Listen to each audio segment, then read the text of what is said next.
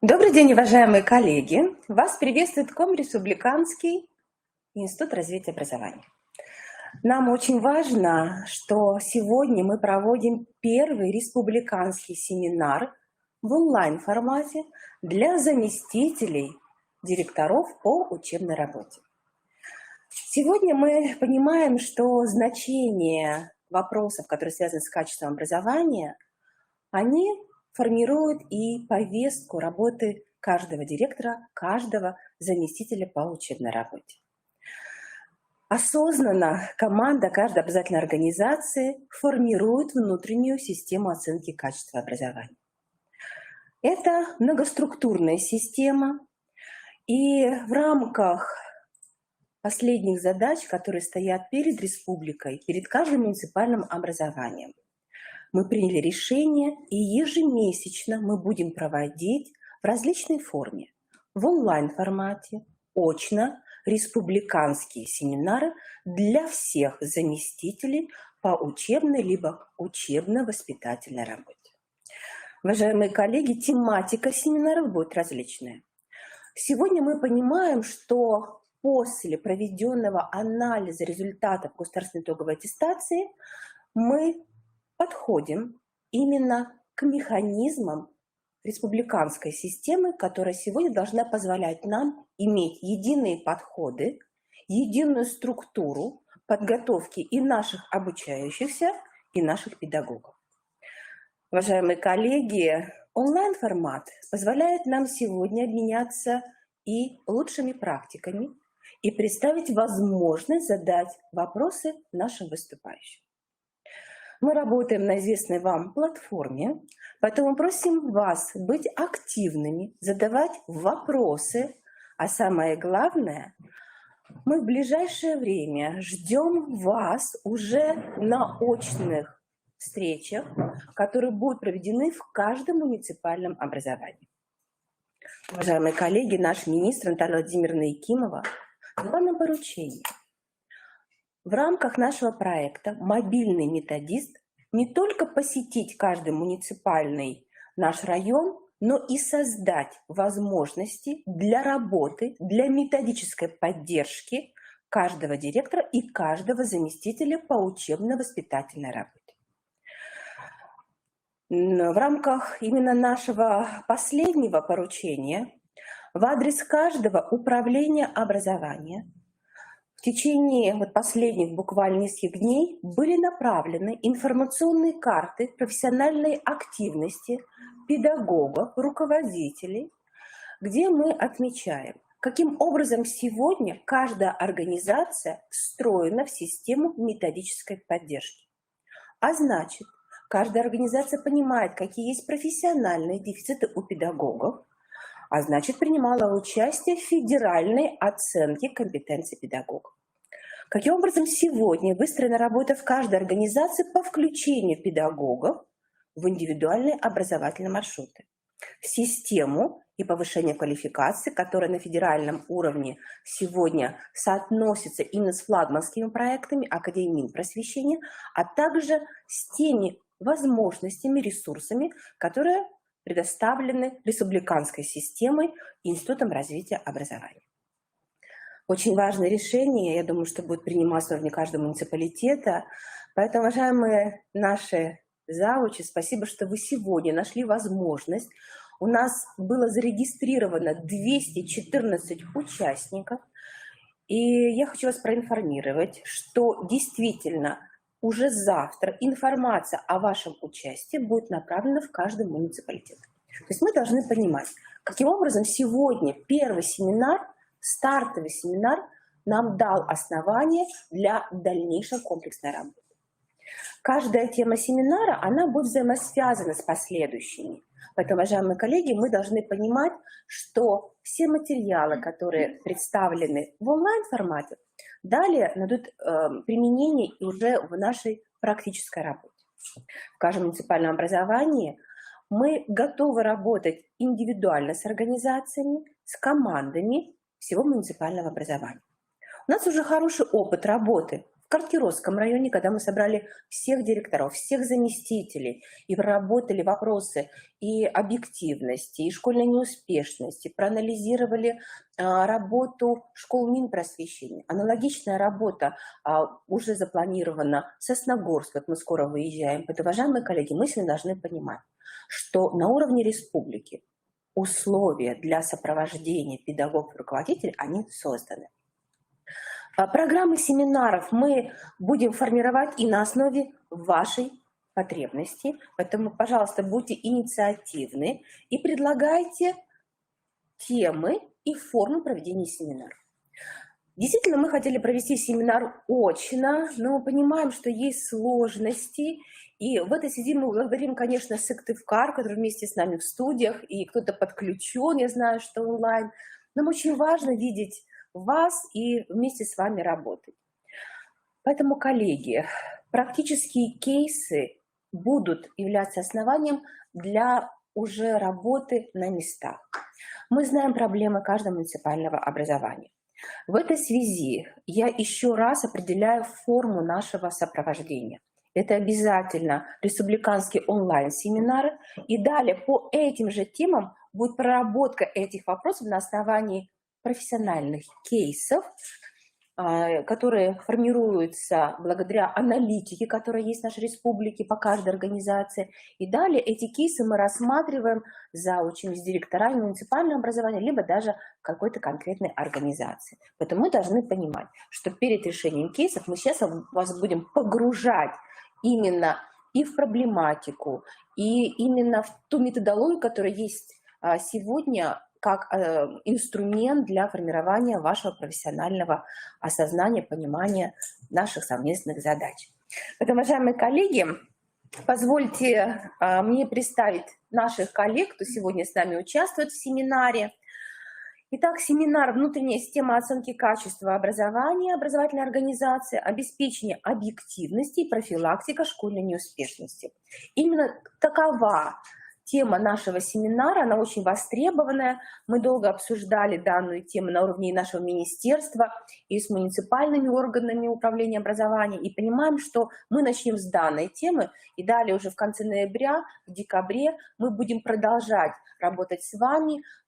И эта тема, она действительно будет как по спирали формировать, я думаю, что ваше профессиональное понимание ваших уже управленческих действий. Потому что действительно данный семинар для управленцев. Если есть педагоги, мы рады, уважаемые коллеги, что вы подключаетесь, но сегодня нам важно именно отработать с управленческой командой образовательной организации. Итак, уважаемые коллеги, я представляю всех наших выступающих. Светлана Николаевна Штикляйн, первый проректор Института развития образования. Русеева Наталья Николаевна, региональный координатор по ведению ВГОСов нового поколения и заведующая кафедрой социально-гуманитарного образования. Селезнева Ольга Михайловна, старший методист нашего института и заместитель по учебной работе гимназии номер 2 города Инты. Это опорная школа Республики Коми. Она является региональным методистом. К нам будет подключаться Мария Анатольевна Габова, проректор по научной методической работе, и Чернова Наталья Владиславовна, методист нашего института, представитель регионального актива нашего методического именно объединения, и является у нас заместителем директора школы поселка Жешерт. Вот таков состав сегодняшнего дня. Мы с вами работаем примерно на протяжении 3 часов. Я надеюсь, что все вопросы будут рассмотрены, и мы будем рады, если вы будете вопросы задавать. И это может быть даже основание для формирования и профессиональных кейсов, которые уже будут носить практический характер. Но даже в нашем сегодняшнем онлайн-формате мы себе будем позволять некоторые практикоориентированные задания. Поэтому давайте мы уже начнем, уважаемые коллеги, наш долгожданный семинар. Итак, первое выступление Натальи Николаевны Русеевой. Наталья Николаевна является федеральным экспертом по ведению ВГОСов и по проекту «Школа Минпросвещения», владеет очень комплексно не только информацией, но и концептуально может рассматривать вопросы, которые сегодня являются актуальными для повышения качества образования. Поэтому, Наталья Николаевна, мы с вас и начинаем. Формирование эффективной высокообразовательной организации. Пожалуйста. Спасибо, Галина Владимировна. Добрый день, уважаемые коллеги, кто очно присутствует и кто подключился к нам в онлайн-формате. У нас сегодня с вами такой достаточно, коль скоро закрытая аудитория, то разговор у нас будет открытый. Я правильно понимаю, Галина Владимировна? Да? То есть проблемное поле мы можем озвучивать, и мы его озвучиваем не с точки зрения порицания, а с точки зрения выработки единых подходов к решению этих проблем. Уважаемые коллеги, мы все с вами уже на протяжении 10 лет живем в системе федеральных государственных образовательных стандартов и живем в системе выстраивания оценки качества, исходя из как раз-таки обновленных требований федеральных государственных образовательных стандартов. Кроме того, вы все прекрасно знаете, что этот год, начало учебного года для нас было во многих моментах очень таким судьбоносным. Почему? Потому что были внесены изменения в основные наши с вами нормативно-правовые акты. Это закон об образовании Российской Федерации, и также у нас были внесены, коль скоро внесены изменения в закон об образовании Российской Федерации, то также внесены изменения и в подзаконные акты, а это именно федеральные государственные образовательные стандарты. Изменений много, мы их уже, вас ознакомливали с ними, поэтому на них останавливаться не буду, позволю лишь себе остановиться на том моменте, что, уважаемые коллеги, исходя из изменений в законе об образовании, мы с вами понимаем, что с 2022 года начинает формироваться или даже внедряться система управления качеством образования, то есть стандартизация механизмов управления. Начинается она у нас с вами, причем на всех уровнях. Вы знаете, что 12 сентября были утверждены изменения в федеральные государственные образовательные стандарты, то есть были приняты обновленные федеральные государственные образовательные стандарты на уровне среднего общего образования. То есть мы говорим сейчас про все уровни образования. И если мы говорим, что в 2022 году перед нами стоит задача, это формирование единого управленческого пространства, а оно формируется у нас и на уровне Российской Федерации, и на уровне Республики Коми, на уровне каждой образовательной организации, через единый кадровый резерв, через программу развития системы управления качеством, то к 2025 году, коллеги, мы должны с вами прийти к ситуации, когда у нас будет единое образовательное пространство и единое управленческое пространство, и школы, которые работают по стандартам качества образования. Сейчас этот проект проходит апробацию в школах, в рамках проекта «Школы Минпросвещения России». Действительно, мы также проводили несколько информационных сессий для всех образовательных организаций, для того, чтобы вы были в курсе этого проекта. Поэтому более подробно на нем останавливаться не буду, но тем не менее уже сейчас на уровне Федерации, на уровне Республики Коми мы можем демонстрировать и в рамках наших семинаров дальнейших продемонстрируем вам опыт внедрения уже системы управления качеством образования, которая структурирована и выстроена на уровне этих образовательных организаций. Сегодня же я позволю себе остановиться на тех требованиях, которые к качеству образования, которые заявлены у нас в рамках закона об образовании. Я напоминаю, что здесь представлено на слайде определение, что же такое качество образования. Я позволю себе лишь обратиться к некоторым характеристикам. Коллеги, это комплексная характеристика образовательной деятельности по достижению в том числе планируемых результатов образовательной организации. Именно комплексная, коллеги, это не отдельно взятые элементы структуры, а именно комплекс мероприятий. При этом я позволю себе также напомнить нам с вами статью 28 Федерального закона об образовании Российской Федерации, где у нас четко регламентированы требования к реализации образовательных программ и прописана ответственность за качество образования на уровне каждой образовательной организации. Коллеги, я напоминаю, что образовательная организация обязана осуществлять свою деятельность в соответствии с законодательством, то есть обеспечивать реализацию в полном объеме образовательных программ, соответствие качества подготовки обучающихся обновленным требованиям, в соответствии применяемых форм, средств, методов обучения и воспитания возрастным, психофизическим особенностям и так далее, интересам и потребностям обучающихся. И, соответственно, исходя из требований к реализации образовательных программ, появляется зона ответственности каждой образовательной организации за реализацию, вы видите, что качество образования своих выпускников, а также за жизнь, здоровье обучающихся работников образовательных организаций. В этой связи мы с вами говорим о том... Дмитрий Валерьевич, почему-то не срабатывает. Спасибо. Мы говорим о 6 основных направлениях развития внутренней системы оценки качества образования, исходя из требований закона об образовании. Вы видите, что у нас, опять-таки же, неоднократно уже об этом говорили на протяжении целого года, поэтому так вот очень кратко. У нас с вами изменились, в обновленных ГОС изменилось требование к образовательным результатам, оно у нас с вами систематизировано, конкретизировано, поэтому на них тоже нужно опираться. Вы видите, что в системе образования у нас происходит оптимизация оценочных процедур. То есть, коллеги, с 2012 года мы с вами жили в ситуации, когда у нас были разноуровневые и разноплановые оценочные процедуры. Сейчас мы говорим о том, что мы создаем единство образовательного пространства, в том числе через единство системы выстраивания оценочных процедур, начиная с федерального уровня и заканчивая уровнем образовательных организаций. Конечно же, стоит сказать и об объективности внутренней оценки качества, и чуть подробнее я об этом скажу чуть позже, и у нас будет практикоориентированная часть тоже посвящена этому. Коллеги, к сожалению, про объективность мы говорим уже на протяжении 4 лет, но ситуация, откровенно говоря, меняется, но не столь значительно.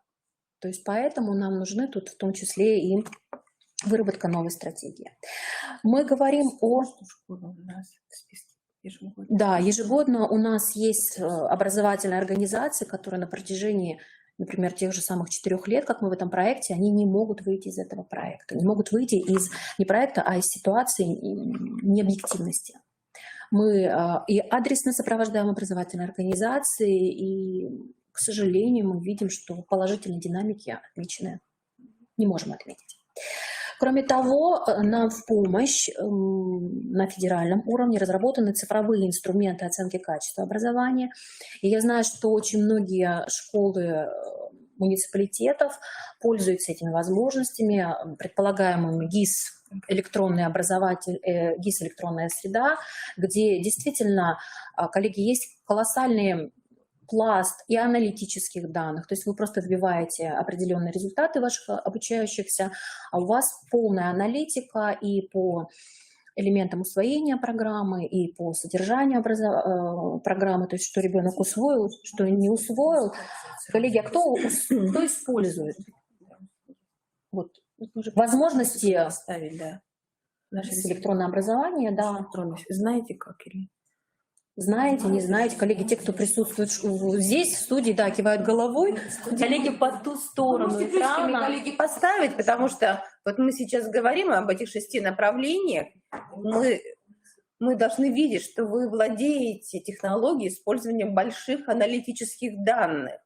Если мы понимаем, что, например, только поставили 6 человек, а нас сейчас там больше 100, по-моему, да, то мы тогда осознанно в дальнейшем будем проводить практикум именно по этой работе. Поставьте, чтобы мы понимали, что да, вы используете цифровые инструменты оценки качества образования, что они вам известны, понятны. И применяемы в вашей работе. И главное, что вы применяете. Да, вот мы видим, да. Спасибо, коллеги. Да. Далее действительно связано с цифровыми инструментами оценки качества образования, в том числе и цифровая аналитика. Но, к сожалению, дальше я буду про это говорить на примере конкретной школы Республики Коми, не называя образовательную организацию, потому что, к сожалению, такой пример, он не единичный, а скорее даже типичный для образовательных организаций. По применению цифровой аналитики, да, мы ее видим, но каким образом мы можем и выстраиваем ли мы вообще индивидуальное сопровождение обучающегося на основе этих аналитических данных. Ну и, конечно же, новые форматы заданий, измерительных материалов. Мы с вами понимаем, что одно из обновлений нашего федерального государственного образовательного стандарта – это то, что в основе формирования личности обучающегося лежит у нас с вами функциональная грамотность. И все задания у нас с вами так или иначе направлены теперь в том числе и на формирование функциональной грамотности, а это требует, уважаемые коллеги, новых форматов заданий. Но, к сожалению, опять-таки же анализируя и представление опыта коллег на семинарах, мы слышим такие слова, как задание первой части, задание второй части. То есть терминология достаточно старая. Анализируя контрольно-измерительные материалы, которые представлены на сайтах образовательных организаций, а вы помните, что это обязательное требование, вы выкладываете примеры контрольно-измерительных материалов, которым будут подвержены обучающиеся. Коллеги, до сих пор мне казалось, что этого уже нет, и то есть еще буквально в 2019 году это были единичные случаи, очень хотелось бы, чтобы их не было в 2022 году. Коллеги, у нас уже обновленный ВГОС, а у вас в контрольно-измерительных материалах написано часть А, Б и С. Коллеги, мы от этого ушли в 2013 году, то есть 9 лет назад. Мы очень надеемся, что просто произошел какой-то сбой, вы каким-то чудным образом не обновили программы у себя на сайтах, ну, хотя не совсем понятно как, но тем не менее. И мы очень надеемся, что действительно педагоги работают уже в другой системе требований и в другой системе контрольно-измерительных материалов, но, к сожалению, ваши сайты говорят о противоположном. И проведя мониторинг, выявлены 10 школ в Республике Коми, которые в настоящий момент, вчера я просмотрела все сайты всех образовательных организаций, вот 10 школ демонстрируют такие программы. Им будут направлены индивидуальные письма с рекомендациями обновить информацию на сайтах. Да, уважаемые коллеги, в продолжении слов Натальи Николаевны, октябрь очень важный месяц. Подводятся итоги на федеральном уровне, на республиканском уровне.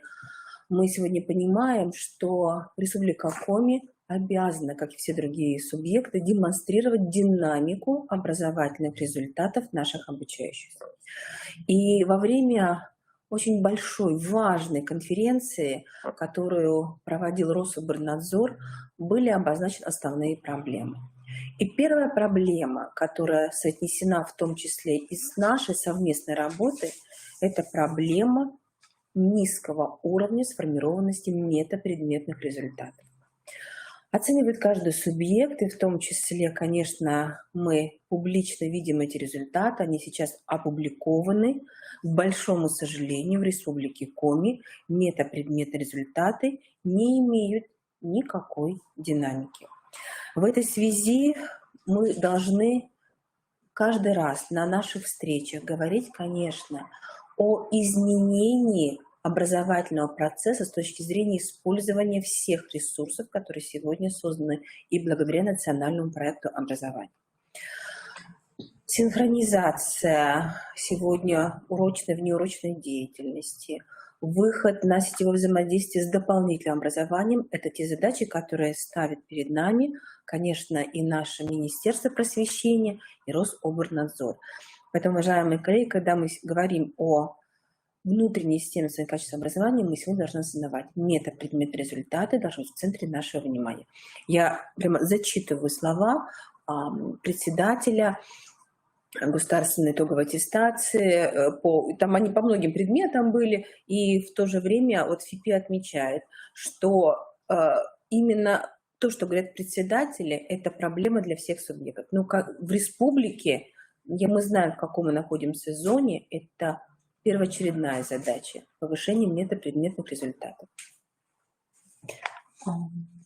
Ну, а если мы видим, что у вас до сих пор еще корректные контрольно-измерительные материалы, то, понятное дело, мы говорим о том, что, значит, вы не ведете работу по замеру сформированности метапредметных результатов. И не происходит как раз именно изменение технологии образовательного процесса. И было обозначено, значит, методологическая база слабая. Поэтому сегодня на семинаре мы не случайно говорим может быть, повторяем то, что мы уже с вами обсуждали, но это очень важно, потому что действительно сегодня ВГОС, он демонстрирует необходимость этих изменений. Ну, и мы должны понимать, что эти изменения произошли в каждой образовательной организации. Поэтому вновь мы говорим о наших ВГОСах, которые введены, и где есть отдельный раздел требований к системе оценки. Мгм. В этой связи, коллеги, действительно, мы говорим с вами о том, что необходимо, мы просто напоминаем, вы это все прекрасно знаете, обеспечивать возможность получения объективной информации о качестве подготовки обучающихся в интересах всех участников образовательных отношений. Почему мы про это с вами вам еще раз напоминаем? Потому что действительно, если мы говорим про единство требований, про уровни системы оценки качества, вы понимаете, что это должны быть, конечно же, единые технологии проведения и обработки результатов. Это должно быть использование качественных измерительных материалов. И мы знаем опыт нескольких субъектов, которые проводят обсуждение, анализ на муниципальных методических объединениях и вырабатывают единые подходы, единые критерии, единые контрольно-измерительные материалы в целом для муниципалитета по предмету в разрезе классов. То есть это очень хороший опыт, во-первых, и услышать мнение коллег по контрольно-измерительным материалам, и поделиться опытом. И опять-таки же работа в том числе и с молодыми педагогами, которые приходят в школу и не всегда понимают, что это такое и каким образом должны формироваться контрольно-измерительные материалы. И, конечно же, мы говорим про интеграцию внутренней и внешней оценки. Опять-таки же очень хорошо, что в целом в республике эта интеграция, мы видим положительную динамику, она происходит. И действительно, коллеги, опять-таки же положительным моментом здесь можно отметить то, что у нас сейчас все внешние оценочные процедуры проводятся в единых технологических, с едиными технологическими подходами, коллеги. Если раньше у нас были с вами какие-то разрозненные, разные технологии, процедуры, но сейчас это единство. Поэтому и наша внутренняя система оценки качества, и наши контрольно-измерительные материалы на уровне образовательной организации мы тоже можем выстраивать с опорой на внешнюю оценку. И вы видите, что у нас с вами должно в идеале быть единство требований к результатам как на уровне федеральных мониторингов и государственной итоговой аттестации, на региональной уровне, то есть через региональную систему оценки качества образования, и, конечно же, через внутреннюю систему оценки качества образования каждой образовательной организации. И если мы говорим с вами про элементы внутренней системы оценки качества, этот слайд вам известен. Действительно, это и внутренний мониторинг качества образования, и это внешняя независимая оценка качества образования, и текущий контроль, и промежуточная аттестация обучающихся. То есть все эти элементы должны быть технологически едины. И, коллеги, сейчас будем говорить о признаках объективности. Еще раз вернусь к тем задачам, которые поставили перед нами представители Рособорнадзора. Это выработка управленческих решений на основе аналитики, которая доступна каждой образовательной организации. То есть мы должны понимать, что сегодня управление качеством образования, оно связано с тем, что каждая организация должна еще и уметь анализировать. И вот это умение использовать материалы для своих управленческих решений сегодня очень важное умение. И также было обозначено, если аналитика проходит правильно, если правильные управленческие решения и выбор эффективных форм методической поддержки, тогда и динамика результатов, она будет налицо. То есть это все взаимосвязано. Поэтому мы должны сегодня понимать, коллеги, что у каждой организации действительно своя управленческая история. Есть общие подходы, но мы осознаем, что мы готовы работать сегодня с каждой организацией, потому что действительно шаблонных историй нет. И мы очень будем рады, если мы с организацией будем работать на основе уже вашей аналитики и того пула управленческих решений, которые должны быть уже приняты в начале этого года на основании именно анализа, в том числе заместителей. Где принимаются эти решения? Прежде всего на педагогических советах. Мы обратили внимание, что на сайтах и это вопрос, может быть, и к тем, кто в нашей студии, не публикует решения педагогических советов. То есть это такое ощущение, что какое-то закрытое совещание и не публичное. И мы сегодня понимаем, и общаясь с Рособорнадзором, они тоже спрашивают, почему? Потому что управленческое решение публичное, оно, которое должно быть в доступе, оно понятно педагогическому работнику, родителям. Но я попросила Наталью Николаевну тоже посмотреть, и мы, к сожалению, не нашли. Мы просто не нашли раздела, который связан с педагогическими советами, и не нашли никаких протоколов, которые были бы публичны. Поэтому, коллеги, тоже вопрос. И если у кого-то есть открытые решения педагогических советов, вы даже можете сейчас написать, и мы обратим внимание. Но выборочно, к сожалению, мы не нашли. Вот такая ситуация. Тоже нет. Да. Хорошо, продолжим. Действительно, если мы говорим о внутренней системе оценки качества, то признаком, одним из показателей являются признаки необъективности. И вы знаете, у нас была, наверное, можно назвать ее комичной ситуация, когда одна из образовательных организаций Республики Коми подошла к нам и говорит: а мы не понимаем, почему мы попали в эту зону. У нас же вроде все хорошо. И почему мы уже второй год там, мы не понимаем. Коллеги, признаки необъективности... Это очень серьезная ситуация, это не комично. Ну, для нас ситуация, понятно. Это надо поддерживать организации. Думаю, что, коллеги, ваше непонимание должно стать основанием для нашей работы. Поэтому, Наталья Николаевна, думаю, давайте мы так скажем, что для нас это действительно как задача управленческая, мы сразу подключаемся к работе. Давайте таким... Отработав с этой образовательной организацией, мы говорим: хорошо, коллеги, а какие признаки необъективности вы знаете? Вот если сейчас не обращаться к слайду, коллеги, какие признаки необъективности у нас с вами есть? По факту мы все их и так прекрасно знаем. Мы на слайд вывели 6 основных. И пройдя по этим 6 признакам, образовательная организация поняла, что да, действительно закономерный процесс, что они включены в этот. Коллеги, почему мы в доступе будем данной презентации давать вам? Коллеги, у нас очень много молодых заучей. Молодых я имею в виду, что которые имеют небольшой стаж работы. И наш семинар, в том числе, уважаемые коллеги, и для вас. Мы увидели, что в этом году примерно 35% заучей, которые только в этом или прошлом году стали заучами. Поэтому, коллеги, если кто-то уже нас слышит и все же понимает, и действительно имеет большой опыт, мы понимаем, что вроде бы мы уже все повторяем. Поэтому нам хотелось этот семинар сделать и с такими ссылками на тот материал, который может станет основанием и для изучения, рассмотрения. Поэтому, да, мы повторяем, но это очень важно. Коллеги, действительно, одним из признаков необъективности у нас является то, что не обеспечивается текущий контроль успеваемости в соответствии с требованиями федеральных государственных образований к оценке планируемых результатов. В этой связи, коллеги, в мае месяце, когда мы впервые с вами говорили про внутреннюю систему оценки качества, про критерии неэффективности, про признаки необъективности, я приводила те же самые примеры, коллеги.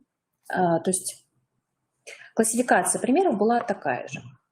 Но, к сожалению, сегодня у нас с вами 2 ноября. И выгрузка из электронных журналов, она обезличенная, поэтому мы имеем право здесь ее показать, демонстрирует, что ситуация не изменилась. Что должен делать зауч? Зауч должен сделать следующее. Конкретно. Проанализировать ваши электронные журналы на наличие у каждого педагога в разрезе каждого предмета на наличие либо отсутствие системы текущего контроля успеваемости. Уважаемые коллеги, если у нас не зафиксировано, вот здесь пример приведен, конкретная тема, предмет, количество уроков, и если в рамках данного количества уроков не проводится текущий контроль, то каким образом мы с вами фиксируем уровень успеваемости обучающихся. Последствия, Первое. когда это, мы проводили такой семинар для заучек, когда это делать, и как должны педагоги знать о том, что вот такой управленческий контроль осуществлен? Фактически каждый заместитель директора, у него есть план, который составляется на год или на полгода, то есть он у вас варьируется. И в рамках данного плана формируется приказ, где вы, коллеги, собственно, включаете те процедуры контроля, они у вас все прописаны. С этим приказом знакомятся все педагоги образовательной организации, но и далее в рамках данного контроля вы осуществляете какие-то мероприятия определенные. То есть, во-первых, данный приказ, он будет стимулировать в том числе и педагогов образовательной организации на систематизацию своей деятельности. И, кроме того, педагог будет понимать, а что же конкретно, какая работа должна им вестись в рамках, например, сопровождения электронного журнала и так далее. То есть даже если это молодой педагог и не знает, что это делать, вот этот ваш приказ сможет его, наверное, в том числе и направить. Коллеги, посоветуемся.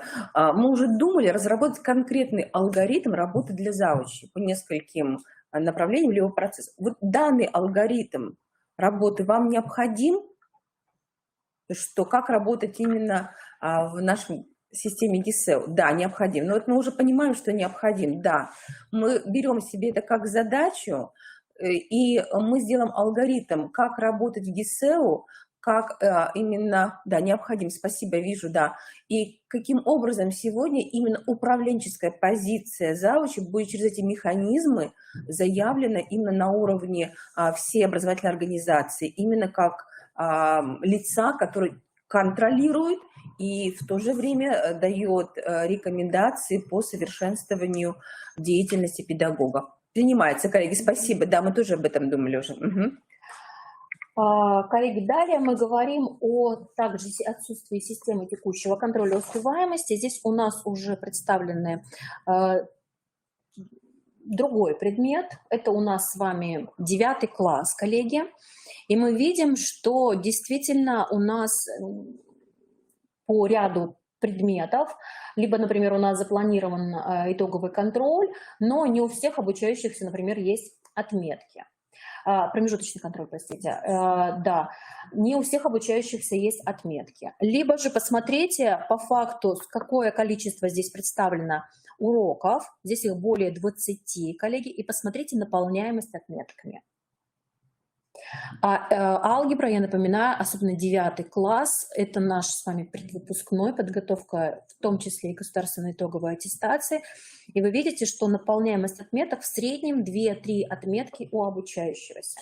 Коллеги, мы предполагали, у нас будет очная встреча, но по просьбе муниципалитетов мы ее сделали онлайн. Вот это элемент кейса.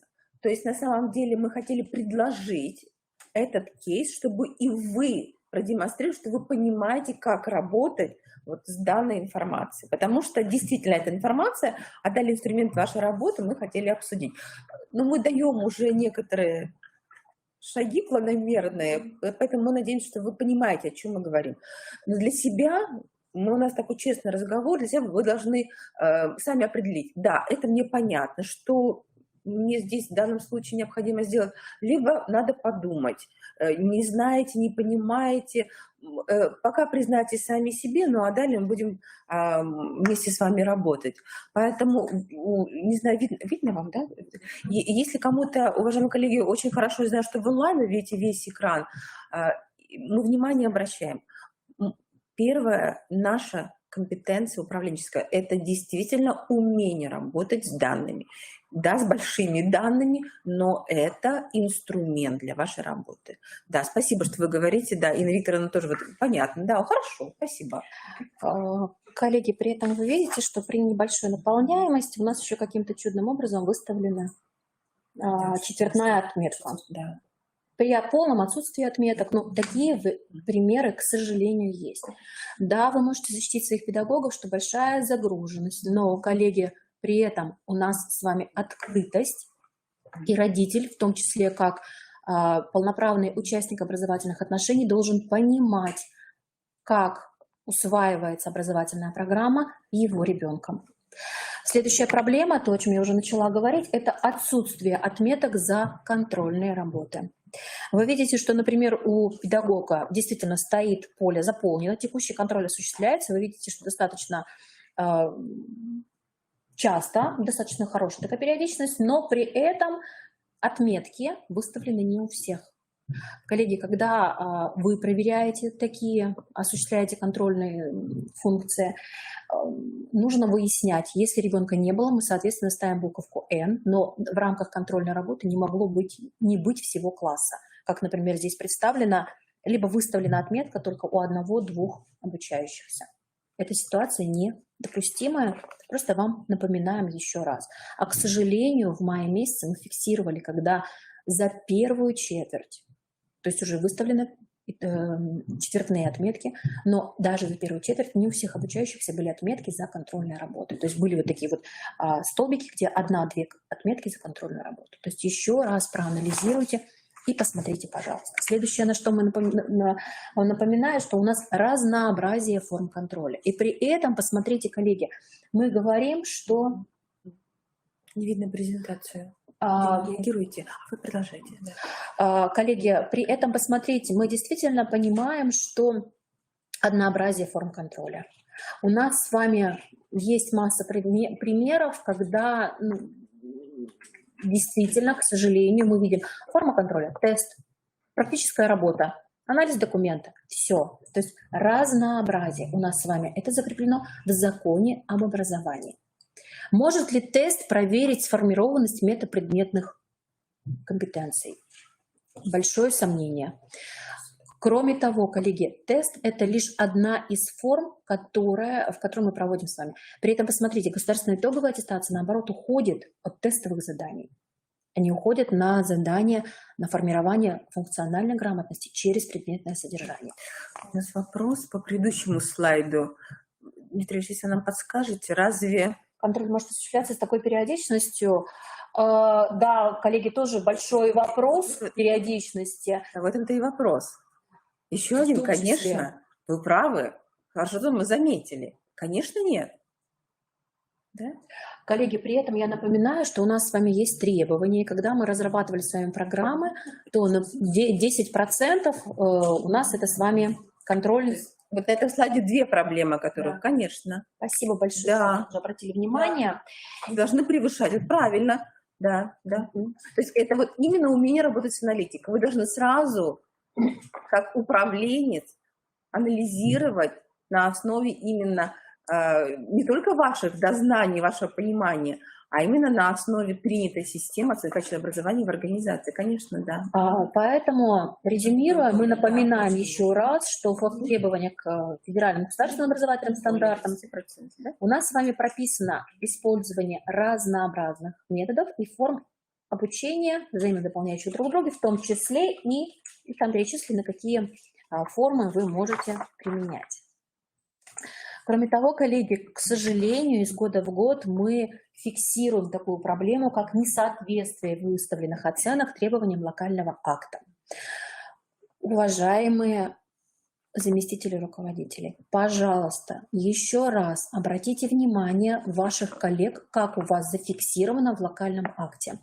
И если у вас в локальном акте зафиксировано, что, например, отметка 4, да, в пользу обучающегося, но выставляется при условии, что, например, 3,5 это уже отметка 4. Коллеги, но опять-таки же есть образовательные организации в Республике Коми, где в локальном акте зафиксирована отметка 4, выставляется при среднем балле 3,6 и более. При этом коллеги при показателе 3,5 ставят ребенку 4. Это несоответствие локальным актам. Говорят, ну у нас всегда так было. Не так всегда было, а так, как у вас зафиксировано в локальном акте. Обратите, пожалуйста, еще раз внимание своих коллег на этот момент. Здесь, собственно, вам приведено положение об оценивании, формах периодичности и порядке текущего контроля.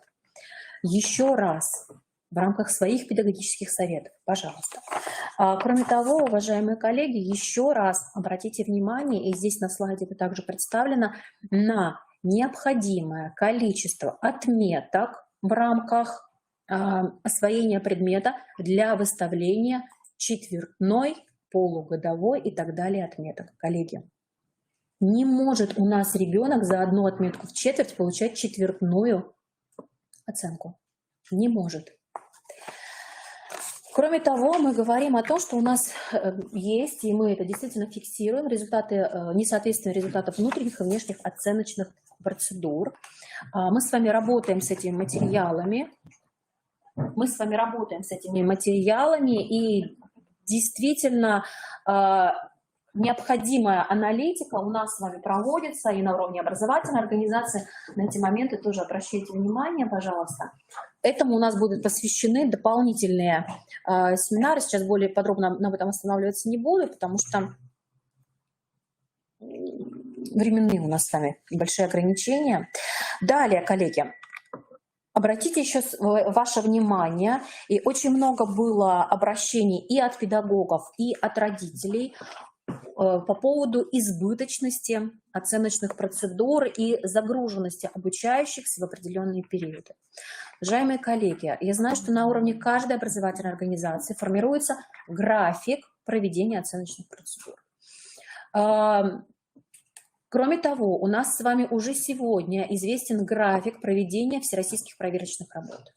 То есть на уровне образовательной организации отработайте, пожалуйста, и соедините эти две оценочные процедуры. При этом я напоминаю, что на уровне образовательной организации вы имеете право принять решение о защите, Валентина, подскажите, не могу сказать, да, промежуточная аттестация. То есть вы можете результаты всероссийских проверочных работ засчитывать как промежуточную аттестацию. Это должно быть решение. Решение, да. Коллеги, может, это решение такое уже принял? Да? Очень хорошо. Да. Если... Да, пишут, да, хорошо. Да, это очень важно, да. Но, к сожалению, опять-таки, коллеги, мы видим, что даже есть такие случаи, когда образовательная организация приняла решение о том, что ВПР засчитывается, но есть отдельные предметы, преподаватели отдельных предметов, которые не согласны и проводят еще и свою промежуточную аттестацию. Вот это, коллеги, да, тоже, пожалуйста, обратите. И при этом, уважаемые коллеги, молодым педагогам, ну и, наверное, всем педагогам напомните то, что оценочные процедуры – это у нас с вами и контрольные, и проверочные, и диагностические работы, которые выполняются всеми обучающимися в классе одновременно, и длительность которых составляет не менее 30 минут. Есть прецеденты, когда родители обращаются и говорят: у нас была контрольная сегодня 10 минут на уроке. Можем ли мы за 10 минут с вами проверить, качественно проверить усвоение материала? Ну, и я напомню, и вы, пожалуйста, коллегам, презентация также будет доступна. Еще раз обратите внимание, разведите два понятия: контрольные проверочные работы и диагностические работы. Потому что, к сожалению, у педагогов не всегда, не у всех педагогов сформировано понимание, разведены эти два понятия. Понимание, что такое диагностические работы, а что такое контрольные и проверочные. Пожалуйста, еще раз разведите эти понятия. Я сейчас останавливаться не буду, презентация, повторю, будет доступна. И, уважаемые коллеги... Коллеги, это важный вопрос. Мы решили, что мы его не будем подробно рассматривать. Либо стоит, да, все, или все понятно подам. Я думаю, здесь нам тоже кажется, что здесь это уже не надо. Да, спасибо, да, мы тоже так подумали, что на этом не будем останавливаться. А вот на следующем слайде, как раз-таки резюмируя, подводя итоги, мы говорим про рекомендации по упорядочению оценочных процедур. И еще раз, опять-таки же, вот возвращаясь к той проблеме, которая была на слайде представлена, напомните коллегам периодичность оценочных процедур. А как напомнить? А напомнить это можно либо в рамках педагогического совета, опять-таки же коллег, либо в положении. Коллеги, вот честно, когда вы были педагогами, кто читал нормативно-правовые акты образовательной организации? Все читали. Должны были читать. Мы говорим о том, что с данным положением, очень хорошо, коллеги, с данным положением должны быть ознакомлены. И вот здесь мы говорим о всех субъектах образовательных отношений. Должен быть ознакомлен каждый педагог, должен быть ознакомлен и родитель. Вот это очень важно. Поэтому, коллеги, нам кажется, что это, всем понятно, но мы намерены еще для молодых наших заместителей, кто вот только-только вошел в управленческую стезю, мы это проговариваем. Это очень, коллеги, важно. Да? Да, то есть еще раз мы напоминаем коллегам и отслеживаем, соответственно, выполнение этого требования и через электронный журнал. Если вы видите, что какие-то есть нарушения, то их нужно фиксировать и нивелировать профессиональные дефициты наших коллег. Этот слайд вам известен, объективность внутренней системы оценки качества, механизмы обеспечения. Это наших 5 направлений. Мы сегодня уже, в принципе, про них говорили. Это единственное требование к результатам и инструментарий внешней оценки. Это технологии проведения независимой оценки, технологии самой независимой оценки при проверке и обработке результатов и, конечно же, сравнение с результатами региона, муниципалитета и города. Уважаемые коллеги, Ну, никаких рейтингов. никаких рейтингов, да, как нам сказали. Коллеги, никаких черных списков. Мы вас просим, никаких списков и рейтингирования педагогов быть не должно. Мы должны понимать, если у педагога есть профессиональные дефициты, мы их должны выявить, а далее предложить методическую поддержку. Это очень, коллеги, важно. Потому что действительно зачастую родители начинают спрашивать, о каком мы месте, а кто у нас, а что. Мы все понимаем все, но публичность каких-то списков, она вообще недопустима, уважаемые коллеги. И если мы вам передаем информацию по результатам диагностики, это информация для вашего управленческого использования, для формирования индивидуальных маршрутов. Вот мы об этом сегодня будем говорить. Но никогда не надо объявлять об этом на педагогических советах. Это очень важно. Итак, уважаемые коллеги, мы рассмотрели первый вопрос. По итогам первого вопроса. Итак, мы обязательно в ноябре вам представим рекомендации, в которых будет конкретный алгоритм работы завуча с большими данными, с аналитикой. И второе, у нас в рамках нашего проектного дизайна мобильный методист, когда вот именно выезжает в образовательную организацию, либо в муниципальное образование, есть готовый кейс по ВСОК. Поэтому мы надеемся, что эта часть теоретическая, практическая, она завершена, а далее, уважаемые коллеги, будем встречаться, работать с каждой организацией, либо со всеми заучи, директорами. По-моему, 2 у нас там кейса, да, один очень интересный материал, поэтому нам нужно понимать, что действительно через практикоориентированные кейсы мы можем выйти на новый уровень осознания не только проблем, но и принятия управленческих решений. Уважаемые коллеги, мы продолжаем. И следующее выступление, коллеги, можно? У нас Светлана Николаевна. Светлана Николаевна будет рассматривать региональные инструменты повышения качества образования.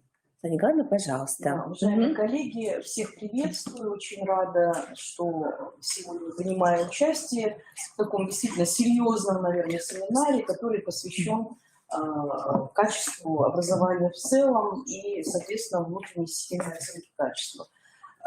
Сегодня мне бы хотелось осветить данный вопрос как бы с 2 позиций. То есть первая позиция, наверное, она связана с тем, что уже у нас имеется, да, на сегодняшний день, как это работает. И вторая позиция, что нам всем необходимо изменить в части повышения именно качества деятельности, связанной с современными, наверное, такими образовательным процессом и современным инструментарием. Прежде всего, мне хочется сказать о том, что на сегодняшний день Коми Республиканский институт развития образования является действительно очень мощным центром сопровождения и поддержки всех педагогов, которых у нас достаточно много, почти 18 тысяч, как вы видите. И, безусловно, когда мы говорим о том, что на сегодняшний день мы развиваем линию индивидуализации, персонификации, да, и адресной помощи, то это не пустые слова, да, и в этом направлении мы стараемся делать очень многое. И, безусловно, те процессы, которые запущены и идут в настоящее время, они обновляются, да. И перспективно есть некоторые моменты, над которыми бы нам сегодня хотелось бы остановиться. Ну, прежде всего я хочу продемонстрировать составляющую личного кабинета обучающегося. Личный кабинет обучающегося вам знаком. На сегодняшний день у нас зарегистрировано достаточно большое, почти все, наверное, наши обучающиеся зарегистрированы в этом личном кабинете. Очень большой массив, который сегодня расположен в этом личном кабинете, и по всем практически предметам он постоянно пополняется и обновляется, и он состоит из определенного направления различных курсов. Я просто демонстрирую такие картинки небольшие, наверное, они вам большинству знакомы, но тем не менее мы говорим о том, что есть такие достаточно серьезные направления этих курсов, которые непосредственно и обучают самого педагога, да, которые составлены как практикоориентированные задания самими педагогами и так далее. То есть достаточно большой блок и массив вот таких вот определенных курсов, по которому наши обучающиеся и педагоги, да, активно работают. Но на сегодняшний день, как вы понимаете, встает достаточно сложная для нас, для всех проблема.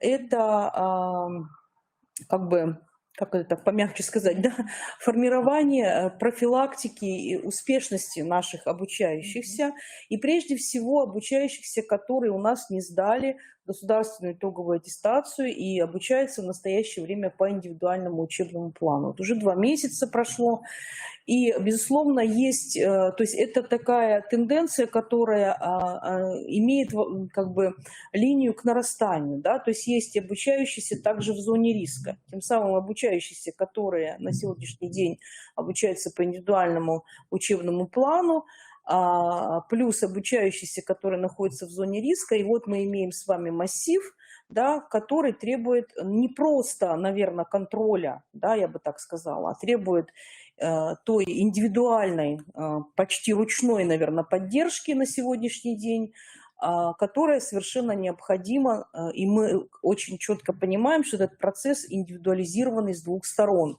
Да, то есть как процесс индивидуализации поддержки обучающегося, так и процесс поддержки, методической поддержки педагога.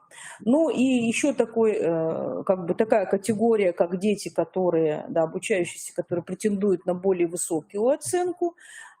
Безусловно, это тоже как бы, может быть, не полярный такой момент, да, но тем не менее такая категория, которая тоже требует как бы фокус внимания, да, нашей деятельности, в том числе индивидуальной деятельности и со стороны педагога, да. Поэтому на сегодняшний день мы переходим к модернизации, обновлению нашего личного кабинета обучающегося и делаем его более индивидуализированным, прежде всего для той категории детей, которые находятся сегодня в зоне риска. Безусловно, очень важно вместе с вами определить те составляющие элементы, да, я бы так сказала, которые будут сегодня входить вот в наш обновленный личный кабинет. Мы прежде всего первично делаем его для тех обучающихся, которые находятся в зоне риска. Мы уже их всех знаем. Мы знаем педагогов, которые обучают этих детей, и, соответственно, вот такой личный кабинет, он будет появляться и появится уже в ноябре месяце, и мы постараемся вот эту составляющую методического сопровождения педагога и вместе с педагогом, да, и вместе с нашим ресурсом, который у нас есть, в том числе и кадровым ресурсом, постараемся ситуацию, если то есть первично выровнять, наверное, да, а перспективно как бы улучшить и вот ту тенденцию улучшения, наверное, как бы показать, да, в этом плане. Что мы планируем в личном кабинете обучающегося? Но прежде всего, вот мы говорим о текущем контроле, да, очень важно понимать, а на какой точке сегодня у нас есть проблема у обучающегося, да. То есть даже не область тем, предположим, каких-то, которые ребенок не понимает, а именно та точка, в которой ребенок, ну, так будем говорить, да, застрял, что ли, так вот, может быть, не очень приятное слово, но тем не менее. Очень важно знать это учителю. Иногда учитель при составлении индивидуального учебного плана, понятно, что он пользуется теми определенными, да, задачами, той программой, содержанием той программы, в которой он работает, учебником. Но, тем не менее, очень важно понимать, есть дети сложные, мы это понимаем, есть дети из социально таких семей, которые не всегда благополучны. Поэтому здесь очень важно определить, да, от какой точки нужно ребенку оттолкнуться. И, безусловно, очень важно понимать сегодня, насколько учитель заинтересован и насколько ему очень важно продвигать детей именно к успешности по сдаче ГИА. В связи с этим забота учителя будет состоять в том, чтобы очень четко и понятно, да, почти, ну, может быть, я грубо скажу, да, почти на пальцах с такими детьми проработать выполнение практических заданий, а для этого у учителя практически есть все возможные ресурсы. Первое – это наш огромный потенциал тех курсов, которые у нас есть, тех заданий, которые в нашем массиве уже есть и существуют, да. Это моменты, когда учитель, педагог может запросить от нас ту помощь в конкретике выполнения тех или иных заданий, и мы можем ему помочь и так далее. Очень важным фактором является контроль. Контроль выполнения обучающимся заданий. Очень важно понимать, что если ребенок в личном кабинете, он сегодня не выполнил эти задания, не зашел туда, да, проигнорировал то или иное содержание, выполнение того или иного содержания, то очень важно, что учитель будет получать сразу уведомление, ну, мы надеемся, что так будет, получить уведомление и оперативно реагировать на эту ситуацию. Очень важно понимать и видеть учителю прогресс, да, обучения, и анализировать его. Вот здесь, наверное, очень важно помочь заместителям по учебно-воспитательной работе. Почему важен анализ прогресса обучения? Потому что если мы видим области, которые и темы, которые западают, и те темы, которые ребенок не осваивает, нужно очень хорошо понимать, а что учителю не хватает для того, чтобы он помог ребенку дойти и, в общем-то, выполнить определенный перечень заданий.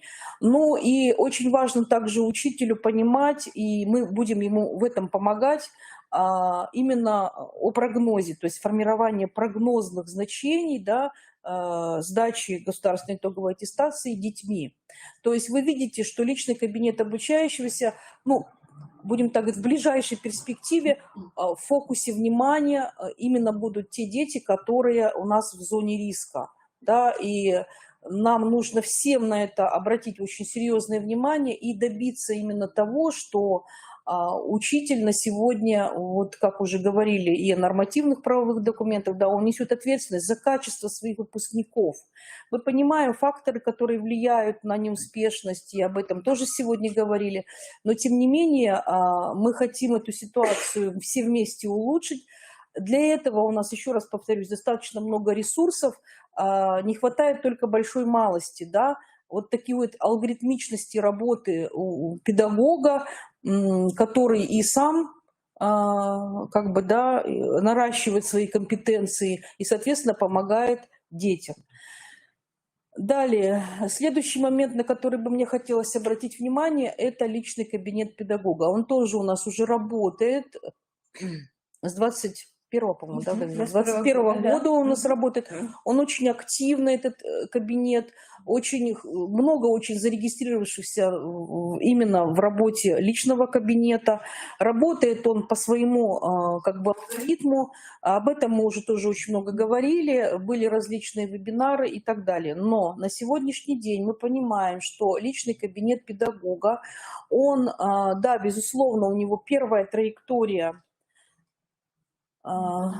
первая траектория этого кабинета, она связана с тем, что педагог самостоятельно, да, занимается саморазвитием, да, совершенствует свои профессиональные компетенции, в том числе в разных направлениях, не только по предмету, но и, предположим, в различных направлениях, связанных с участием в разных проектах, в разных методических мероприятиях и прочее, где точно так же мы именно, то есть этот массив анализируем, обрабатываем и понимаем, что если тут профессиональная активность и разнообразие этой профессиональной активности наших педагогов в различных направлениях и в различных проектах.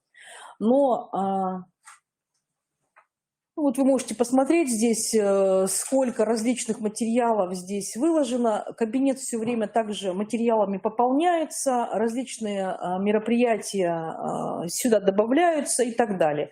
То есть первично в 2021 году кабинет работал как помощь педагогу в саморазвитии, самосовершенствовании своих профессиональных компетенций. На сегодняшний же день мы понимаем, что очень важно в этом личном кабинете педагога зафиксировать именно прохождение курсов повышения квалификации. Поскольку сегодня процесс повышения квалификации, он непрерывный, как вы знаете, да, и постоянный, соответственно, нам очень важно понимать, как складывается портфолио педагога с точки зрения его профессиональных компетенций. То есть каким образом эта непрерывность осуществляется сегодня, и насколько педагог заинтересован, да, вот, в как бы аккумуляции своего профессионального портфолио. Это первый момент, над которым сегодня нам необходимо будет поработать. И мы понимаем, что вот эта линия своего профессионального портфолио, она должна отражаться в личном кабинете, в части, в том числе и прохождения своего индивидуального образовательного маршрута. Это как бы первое. Второе. Если мы говорим о формировании, значит, взаимосвязи между личным кабинетом обучающегося и личным кабинетом педагога, таким образом линия соединения даже по той категории детей, которые находятся в зоне риска, мы понимаем, что сейчас для таких педагогов, у кого есть дети, находящиеся в зоне риска, индивидуальный образовательный маршрут, он первично будет строиться только в этой траектории. И это очень важно понимать.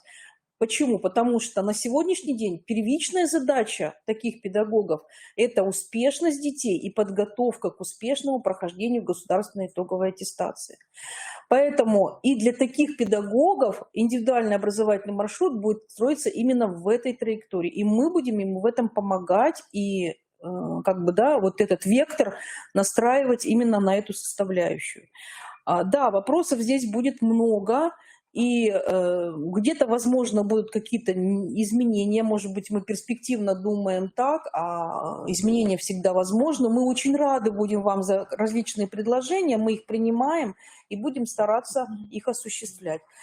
В заключение бы мне хотелось сказать, что на сегодняшний день нам нужно сделать всем вместе. Ну, прежде всего, это есть уже списки обучающихся, насколько я знаю, да, Галина Владимировна, они известны. Вот, и нам бы хотелось понимать, известны ли они муниципальным координаторам, да, которые, значит, осуществляют эту работу и ведут контроль вообще за этой деятельностью. Вот мне бы хотелось, чтобы мы все понимали, потому что если начинать эту работу, связанную с формированием, да, вот этой индивидуализации процессов, то, ну, она должна быть такой взаимной. Далее, безусловно, таких педагогов, которые имеют детей в зоне риска и прогнозируют таких детей уже сегодня, потому что уже ноябрь месяц, и мы понимаем, что каждый учитель, наверное, понимает тоже свою составляющую в этом прогнозе. Безусловно, мы прикрепляем таких педагогов к нашим профильным кафедрам, конкретно к заведующим кафедрам на сегодняшний день и помогаем формировать индивидуальный образовательный маршрут в этой части. То есть мы не беремся за тот маршрут, когда педагог, ну, в своем саморазвитии сам его определяет. Мы сейчас пока говорим об индивидуальном образовательном маршруте для учителей, которые имеют детей в зоне риска или детей, которые идут на более, так будем говорить, отличные оценки. Да? То есть можно этот формат тоже отработать по аналогии. И этот индивидуальный образовательный маршрут, безусловно, будет под контролем как заведующего кафедры, так и со стороны муниципалитета. И, соответственно, обмен вот этой ежемесячной аналитикой, да, и прогнозной деятельности, текущей успеваемости, прохождения индивидуального учебного плана обучающимся, он должен быть постоянным. Ну и на сегодняшний день мы также принимаем в третьем шаге те запросы уже конкретно от педагогов, от учителей, да, ведущих этот процесс, на восполнение, может быть, того недостающего содержания, на преодоление своих дефицитов, когда все-таки, да, с одной стороны, педагог понимает, что вот здесь есть сложности, да, и это тормозит успешность детей, следовательно, необходима наша помощь, и мы в этом помогаем. Мы привлекаем сообщество, привлекаем методический актив, у нас есть ресурсы различных привлечений, и, соответственно, уже практически индивидуально работаем с этим учителем по отработке устранения данных дефицитов в предметной, прежде всего, наверное, да, компетенции, и далее в других. Наверное, вот все, что я хотела сказать, коллеги, мы очень ждем ваших предложений, потому что мы эту работу сейчас начинаем, да, и хотим ее завершить уже буквально там, точно, наверное, не скажу точную дату, но в ноябре точно мы хотим ее завершить и вступить уже в этот процесс, да, для того, чтобы мы скоординировали свои усилия по продвижению наших детей к успешной сдаче ГИА. Спасибо за внимание. Спасибо, Светлана Николаевна. Уважаемые коллеги, прежде всего, конечно, нас интересует позиция зауча. Мы должны понимать, что каждый зауч не только должен знать, что есть личный кабинет педагога, но и проводить работу по постоянной регистрации педагогов в личном кабинете. Что это дает для зауча? Мы видим индивидуальную траекторию развития педагога. Отдельная тема – это сопровождение педагогов, которые демонстрируют после диагностики профессионально низкий результат. Это наша задача. А вот вторая траектория, коллеги, это очень хороший для вас путь методической поддержки и понимания, а как педагог сам развивается. Потому что это основа нашей профессиональной деятельности. Поэтому это рекомендация. Отдельная, говорю, категория педагогов, которых мы берем, а именно центр непрерывного повышения профмастерства под свой контроль, там действительно подобранные индивидуальные маршруты, это одна ситуация. А вот вторая, это хороший для вас инструмент. Когда вы видите, ведь в личном кабинете у нас все семинары представлены, и мы видим, кто зарегистрировался, кто его просмотрел в любом формате, онлайн, пришел очно. И это нам позволяет вместе с вами потом понять, какова была активность педагога, что он сделал для того, чтобы повысить качество образования. А вот личный кабинет обучающегося, я вам сейчас об этом подробно скажу, что у нас на сегодняшний день есть. Итак, уважаемые коллеги, может только уважаемые коллеги, а поднять повыше, без уважаемые коллеги, без бланка. Без бланка, да. Ну ладно, итак. Действительно, по поручению нашего министра Натальи Владимировны Якимовой принято решение, что в 2022 году стартует проект «Личный кабинет обучающегося для всех девятиклассников». Вот о чем сегодня говорила Светлана Николаевна очень концептуально. И мы, конечно, говорим о том, что первый шаг мы отработаем для всех девятиклассников личный кабинет. Обращаем внимание на предметы. Мы данный проект представили Рособорнадзору. У нас презентации, которые готовили мы большой командой управленческой для Рособорнадзора, этот проект обозначен. Итак, уважаемые коллеги, какие предметы будут? Русский язык, литература, математика, информатика, физика, биология, химия, география, история, обществознание, английский, немецкий язык, французский, государственный коми-язык и родной коми-язык. Это важно понимать. Это все предметы, которые будут в личном кабинете. Далее то, о чем мы говорили, для чего он создан, мы понимаем, конечно, для эффективной подготовки. То есть мы должны понять, что это ресурс, который можно использовать, нужно использовать. Далее теперь по поводу контента. Действительно, мы сегодня осознаем, что без учителя-наставника никакой индивидуальной работы в личном кабинете не получится. Мы говорим о том, что если вы понимаете, что действительно ученик находится в зоне риска, в каждой организации должен быть именно для этой группы назначен учитель-наставник. Да, есть и ребята, и мы видим это по нашему проекту прошлых лет, есть ребята, которые самостоятельно включаются, для них это еще очень важная возможность образовательная, но те, которые, Руслан Николаевич говорил, в зоне риска, без учителя-наставника мы не получим никакого результата. Что представляет собой содержание личного кабинета? Действительно, сегодня Федеральный институт педагогических измерений вводит новый формат ИКИМов, определяет именно... Нет, можно вернуться к письму, коллеги? Прошу прощения, коллеги решили инициативу править не нужно. Вернитесь к письму. И поэтому ФИПИ в настоящее время дорабатывает, и как только будут опубликованы все материалы, что публикуется, мы сразу берем в работу и отрабатываем с нашим региональным методическим активом. Каким образом? Итак, что мы понимаем?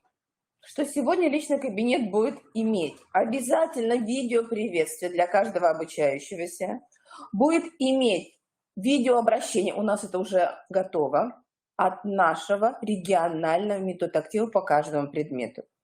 Контент по каждому предмету разрабатывает команда, это педагоги практики. Далее будут подробные разъяснения и комментарии к наиболее сложным темам, будут разборы демонстрационных вариантов ОГЭ с тренировочными заданиями и контрольно-измерительными материалами, анализ типичных ошибок и затруднений обучающихся и их профилактика. Кроме того, как дополнительный ресурс, мы будем включать видеоматериалы, которые мы получаем из ФИПИ и Рособорнадзора.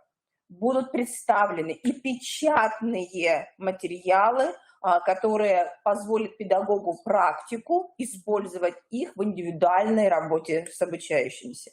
А также в этом году мы будем вводить график онлайн-консультаций.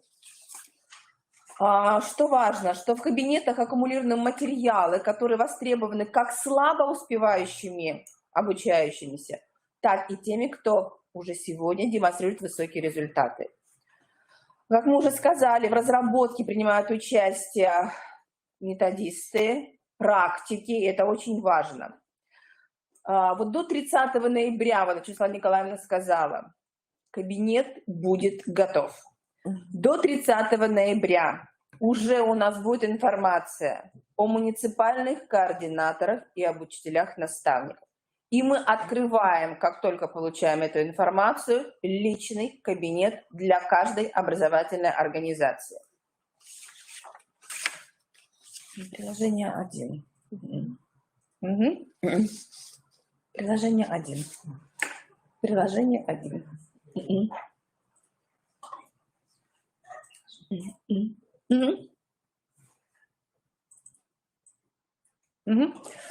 Итак, коллеги, я хочу внимание обратить на позицию 2.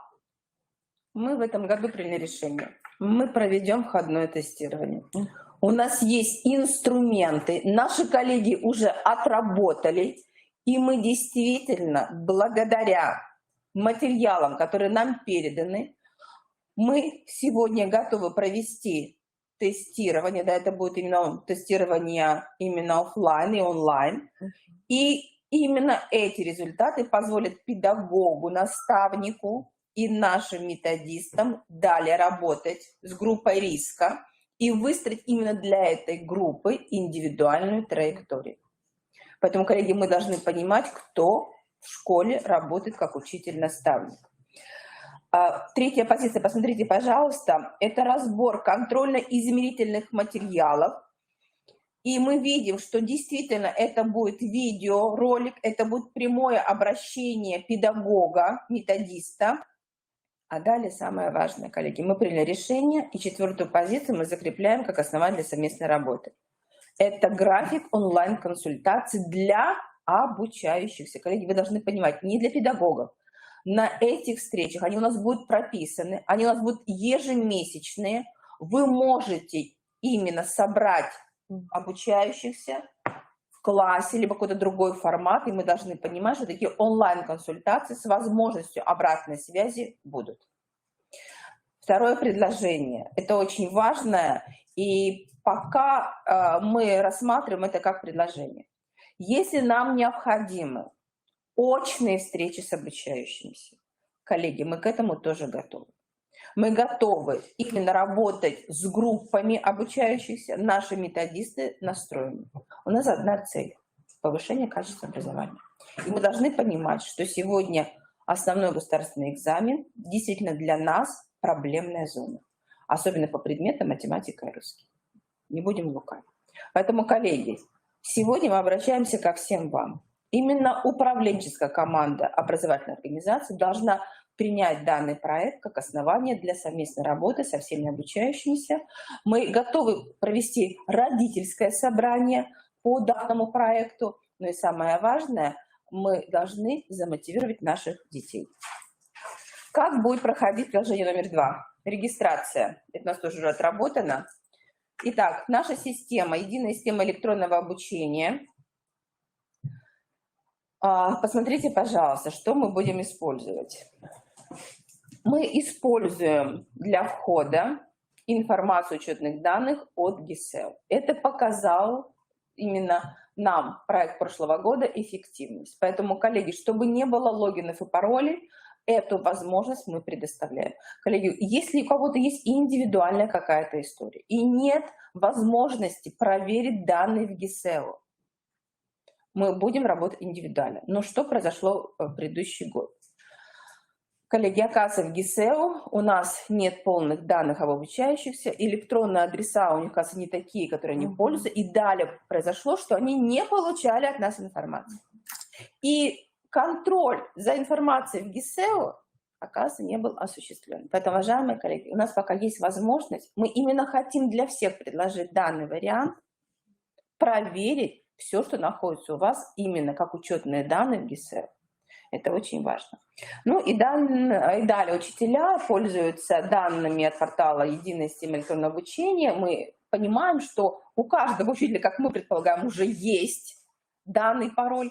И вот теперь самое сложное для нас, коллеги, проговорите с педагогами. У них это должен быть логин и пароль один.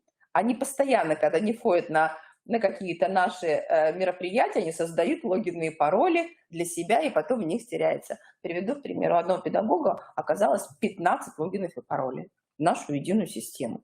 И поэтому, когда он заходит, он себя не может найти. Куда ему и как зайти? Один логин и пароль. То есть он может зарегистрироваться один раз. И этот логин и пароль иметь постоянно, как действующий. Посмотрите, пожалуйста, далее. Школы будут формировать. Вот мы отправляем письмо уже 7-го. Решили не на каникулах. Вот мы отправим это все 7-го уже, коллеги, муниципальное образование и вам. Школа формирует и направляет списки для зачисления на курс по каждому предмету. Вот такая у нас будет форма. Она будет электронная.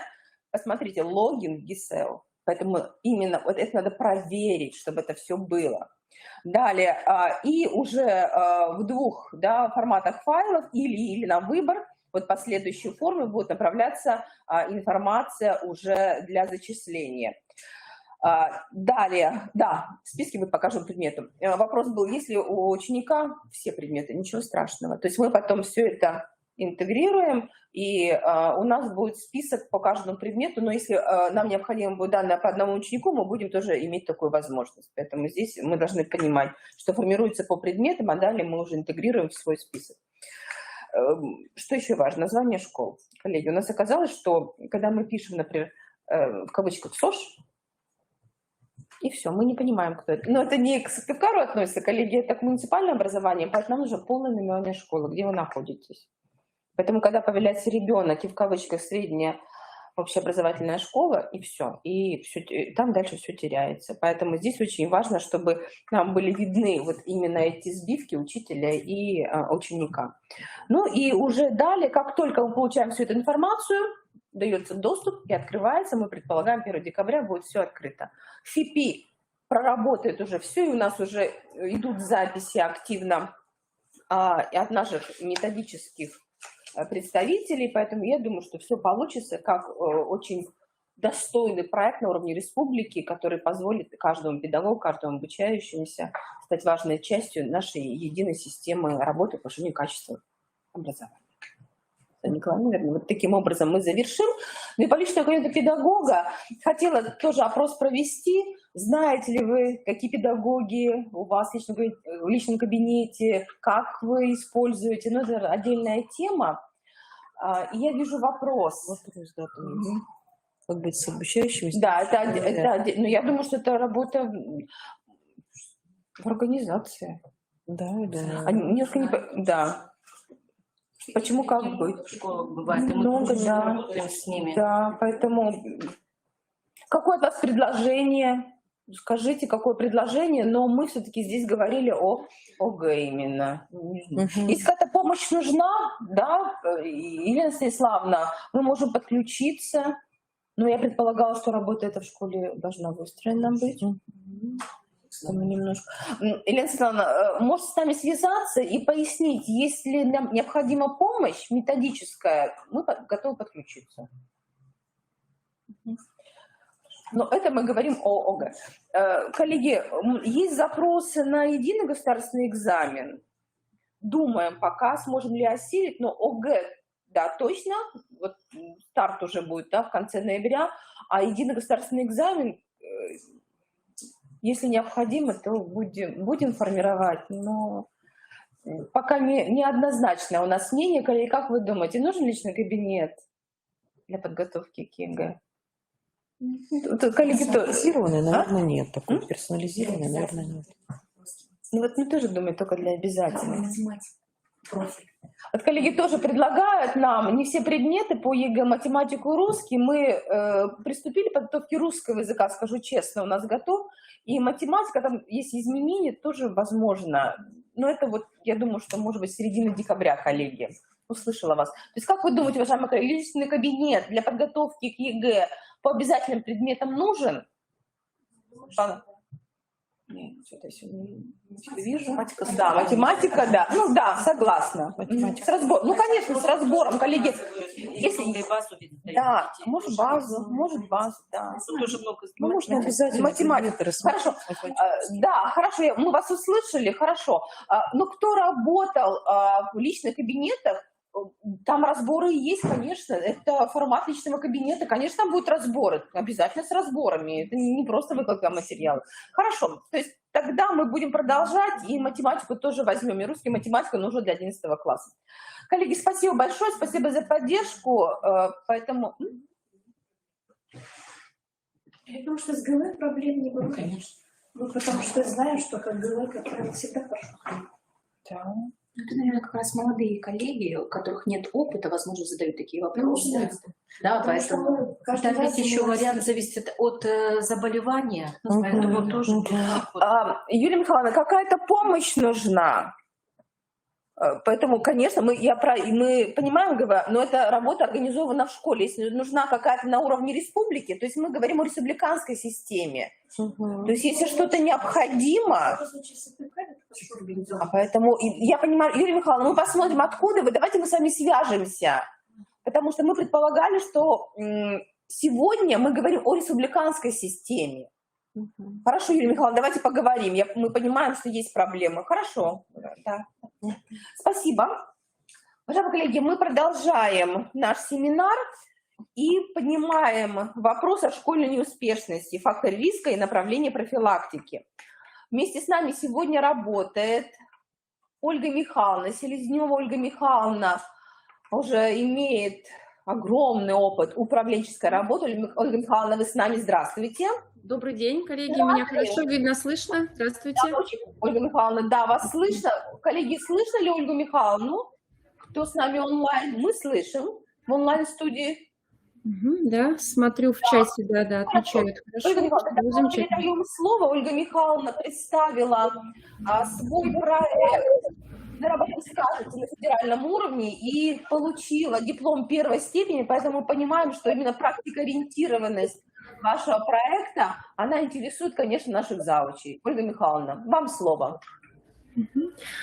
Добрый день, еще раз добрый день, уважаемые коллеги. Сегодня в рамках такого очень важного, значимого профессионального события для заместителей руководителя общеобразовательных организаций я представлю вашему вниманию свое выступление на тему «Школьная неуспешность. Факторы риска и направления профилактики». И в ходе моего выступления будет затронуто несколько вопросов. Мы с вами, безусловно, не можем обойтись без теоретического аспекта, потому что работа и любого учителя, любого педагога, и, безусловно, работа управленцев – это та работа, которая требует периодического погружения в теорию, потому что мы на самом деле много чего знаем из практических навыков и умеем, да, но работа с теорией, она тоже на определенных этапах важна. Поэтому мы с вами вернемся вот к таким теоретическим аспектам, как школьная неуспешность и учебная мотивация, потому как учебная мотивация вот в проблеме школьной неуспешности занимает достаточно серьезное место. Посмотрим анализ причин формирования школьной неуспешности и почему все-таки учебная мотивация, она имеет место, тенденцию, вернее, к снижению.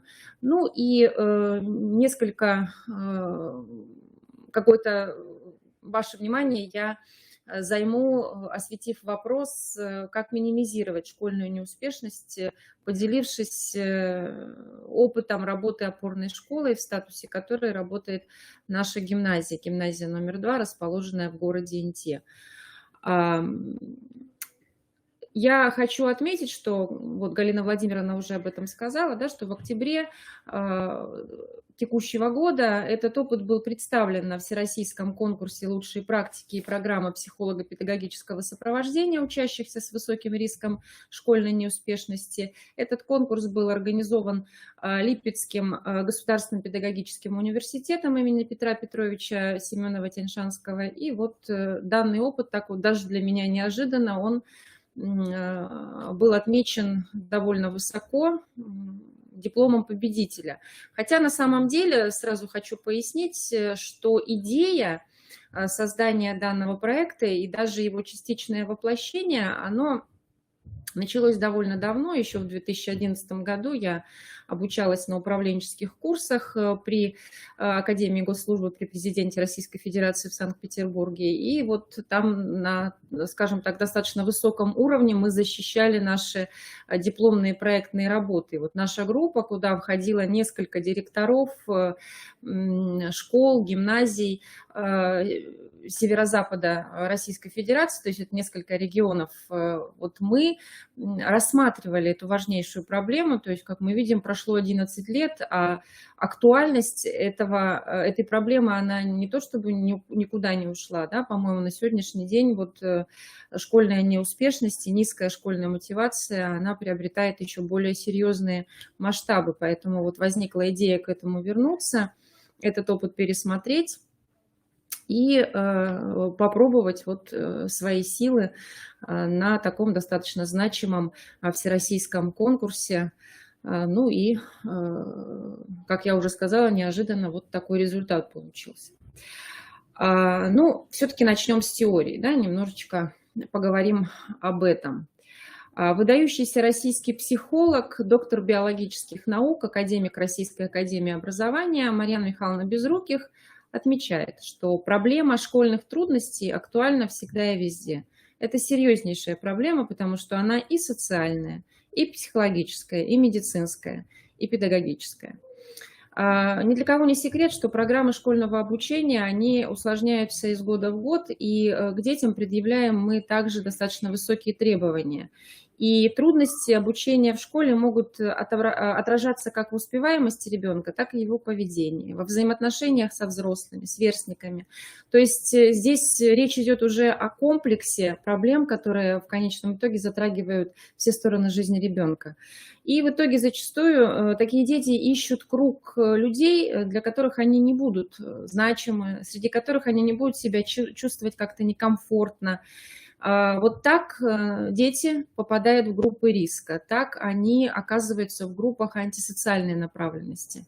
Что же такое школьная неуспешность? Ну, логично, что для поиска ответа на этот вопрос необходимо рассмотреть прежде всего понятие, что такое школьная успешность. И по мнению уже упомянутой Марьяны Михайловны Безруких, кстати, она очень серьезный специалист именно в вопросах школьной неуспешности, поэтому если вы заинтересуетесь, в интернет-пространстве достаточно ввести ее фамилию, имя, и вы найдете большое количество ее работ, которые посвящены данной проблематике. Я думаю, что, ознакомившись с ними, вы сможете найти в том числе и для себя какие-то полезные моменты в решении этой важной проблемы. Так вот, Марьяна Михайловна Безруких говорит о том, что школьная успешность характеризуется умением учащегося с наименьшими энергетическими затратами достигать наибольших результатов. Это связано, конечно же, с проявлением многих способностей, например, таких, как все делать вовремя, чувствовать ситуацию, применять рациональные средства для достижения поставленных целей, притягивать к себе людей, испытывать чувство радости, удовлетворения, уверенности в собственных силах, не унывать, не пасовать перед трудностями, бережно относиться к своему здоровью и так далее. Но, как вы понимаете, вот ребенка с таким набором качеств сейчас можно нечасто встретить, да? То есть преобладают другие особенности, преобладает высокий уровень тревожности, преобладает высокий уровень нежелания учиться, то есть это проблема с учебной мотивацией. Но вот все-таки, если вернемся к школьной успешности, то важнейшими ее составляющими являются в целом, да, здоровье, творческая самореализация, позитивность мышления, активность, адекватная самооценка, осведомленность, произвольность психических процессов, сформированность базовых учебных навыков, высокий адаптивный ресурс и мотивационные факторы. То есть получается, что неуспешным школьник становится тогда, когда вовремя не были преодолены определенные школьные трудности. Вот если мы каждой из этой составляющей добавим приставочку «нет», то вот отсюда и они рождаются, они и возникают. И под школьными трудностями Марьяна Михайловна понимает весь комплекс проблем, которые возникают у ребенка и постепенно приводят к ухудшению состояния его здоровья, к нарушению социально-психологической адаптации. Ну, а в последнюю очередь она называет фактор снижения успешности обучения. Один из подходов к трактовке данного понятия состоит в анализе условий, которые порождают школьную неуспешность. Так, советский педагог, профессор Михаил Александрович Данилов связывает неуспешность с движущими силами процесса обучения.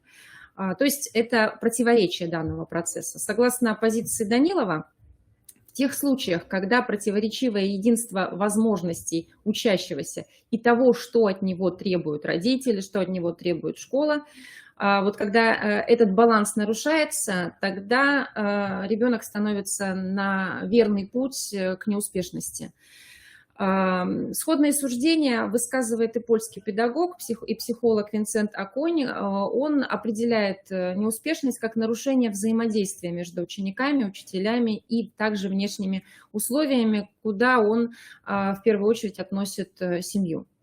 Однозначно можно утверждать, что школьная неуспешность, вернее, на самом деле, да, школьная неуспеваемость, точнее, да, с которой мы тоже сталкиваемся повседневно довольно часто. Так вот, школьная неуспеваемость, она уже, чем школьная неуспешность, и касается в первую очередь эффективности усвоения знаний и не включает в себя многие факторы, которые приводят к формированию состояния неуспешности. То есть я полагаю, что все прекрасно понимают, да, что школьник, вернее, который является неуспешным, он не обязательно при этом является неуспевающим.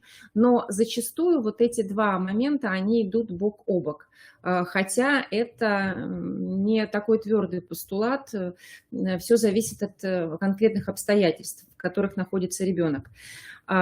Более того, зачастую хорошая успеваемость, она не является главной причиной успеха ребенка в школе. Вот если говорят о школьных трудностях, то имеют в виду прежде всего временное и преодолимое явление. Ну, например, ребенку трудно дается там освоение какой-либо темы, у него возникли сложности, вернее, в отношениях с классом. Если же вот такого рода школьные трудности не были вовремя замечены, не были преодолены, либо не были намечены пути к этому преодолению, они начинают приобретать затяжной характер, а это уже, если опять же мы вернемся к трактовке Марьяны Михайловны Безруких, приведет к ухудшению здоровья ребенка, к нарушению его социально-психологической адаптации, а затем к снижению школьной успешности. Реакция социального окружения, специфичная для школьной неуспешности, это постоянная негативная оценка, замечания, недовольство родителей, педагогов, и в результате у ребенка возникает и поддерживается довольно высокий уровень тревожности. Пропадает уверенность в себе, снижается самооценка. Позиция такого школьника, то есть школьника с хронической неуспешностью, это представление о себе как прежде всего о плохом ученике. И что еще хуже, представление о себе как о плохом человеке, как с точки зрения вот качеств личности. И естественные следствия высокого уровня тревоги – это непродуктивная трата времени на различного рода несуществующие детали. Ребенок отвлекается от работы на рассуждение о том, как будет плохо, если у меня опять ничего не получится, да, если я получу плохую отметку. Это влечет за собой, ребенок отказывается от выполнения заданий, которые ему кажутся трудными. Да, то есть вот каким-то образом попытка преодолевать эти трудности, она у таких детей с рисками неуспешности, она сводится, вернее, приобретает очень серьезные масштабы. Вместе с тем, надо отметить, и я уже об этом сегодня говорила, что учащиеся с рисками школьной неуспешности, они ведь могут быть еще и перфекционистами. Да? То есть вот если такой ребенок по своим качествам еще и перфекционист, то тогда это дело еще ухудшает, да? Потому что низкая результативность, в данном случае она будет от чего зависеть? От того, что это следствие постоянного состояния тревоги. А в данном случае это центральная особенность деятельности при хронической неуспешности. Вот так складывается порочный круг. Тревога, нарушая деятельность ребенка, ведет к неуспеху, негативным оценкам со стороны окружающих. Неуспех порождает еще большую тревогу и способствует закреплению неудач. И чем дальше, тем труднее становится этот порочный круг разорвать, и вот тогда мы уже говорим с вами о не просто школьной неуспешности, а хронической неуспешности. И чем более ответственную ребенок выполняет работу, тем больше он волнуется. И вот как раз-таки в отношении тех детей, которые еще и являются в определенной степени перфекционистами, можно сказать, что вот если уровень его тревоги и без того повышен, это порождает еще большее дополнительное волнение и автоматически понижает качество той работы, которую данный ребенок выполняет. И я думаю, что, наверное, опыт каждого из вас позволяет судить о том, что действительно есть такие дети, наверное, в каждой образовательной организации, да, то есть когда вроде как текущую работу ребенок выполняет на базовом уровне, справляется с ней, но стоит дать ребенку в тот момент, да, который вот приходит как необходимый, контрольную или экзаменационную работу, и все, и они выполняются гораздо хуже, чем те задания, которые выполняются повседневно. То есть вот это ведь тоже показатель, очень важный показатель школьной неуспешности. И прежде всего он касается тех детей, которые с определенными перфекционистскими задатками обладают. То есть возникает зависимость, которая удивляет и нас, педагогов, удивляет родителей, то есть каким образом, да, у ребенка вроде как бы казалось с нормальной мотивацией, иногда даже и высокой мотивацией, вдруг начинают снижаться достижения. А вот в чем конкретно проявляется синдром школьной неуспешности, я предлагаю вам посмотреть слайд и коротко с этим познакомиться, да, с явными проявлениями синдрома школьной неуспешности. Ну, во-первых, у таких детей, и вы прекрасно знаете об этом, да, постоянно высокий уровень тревоги, у них низкая учебная мотивация, зачастую нарушение внимания и памяти. Такие дети уходят в себя, либо являются очень неусидчивыми. У них занижена самооценка. Многие из них даже при наличии там нормального уровня учебной мотивации, они формируют о себе представление как о безнадежном, плохом ученике. Они не уверены в себе.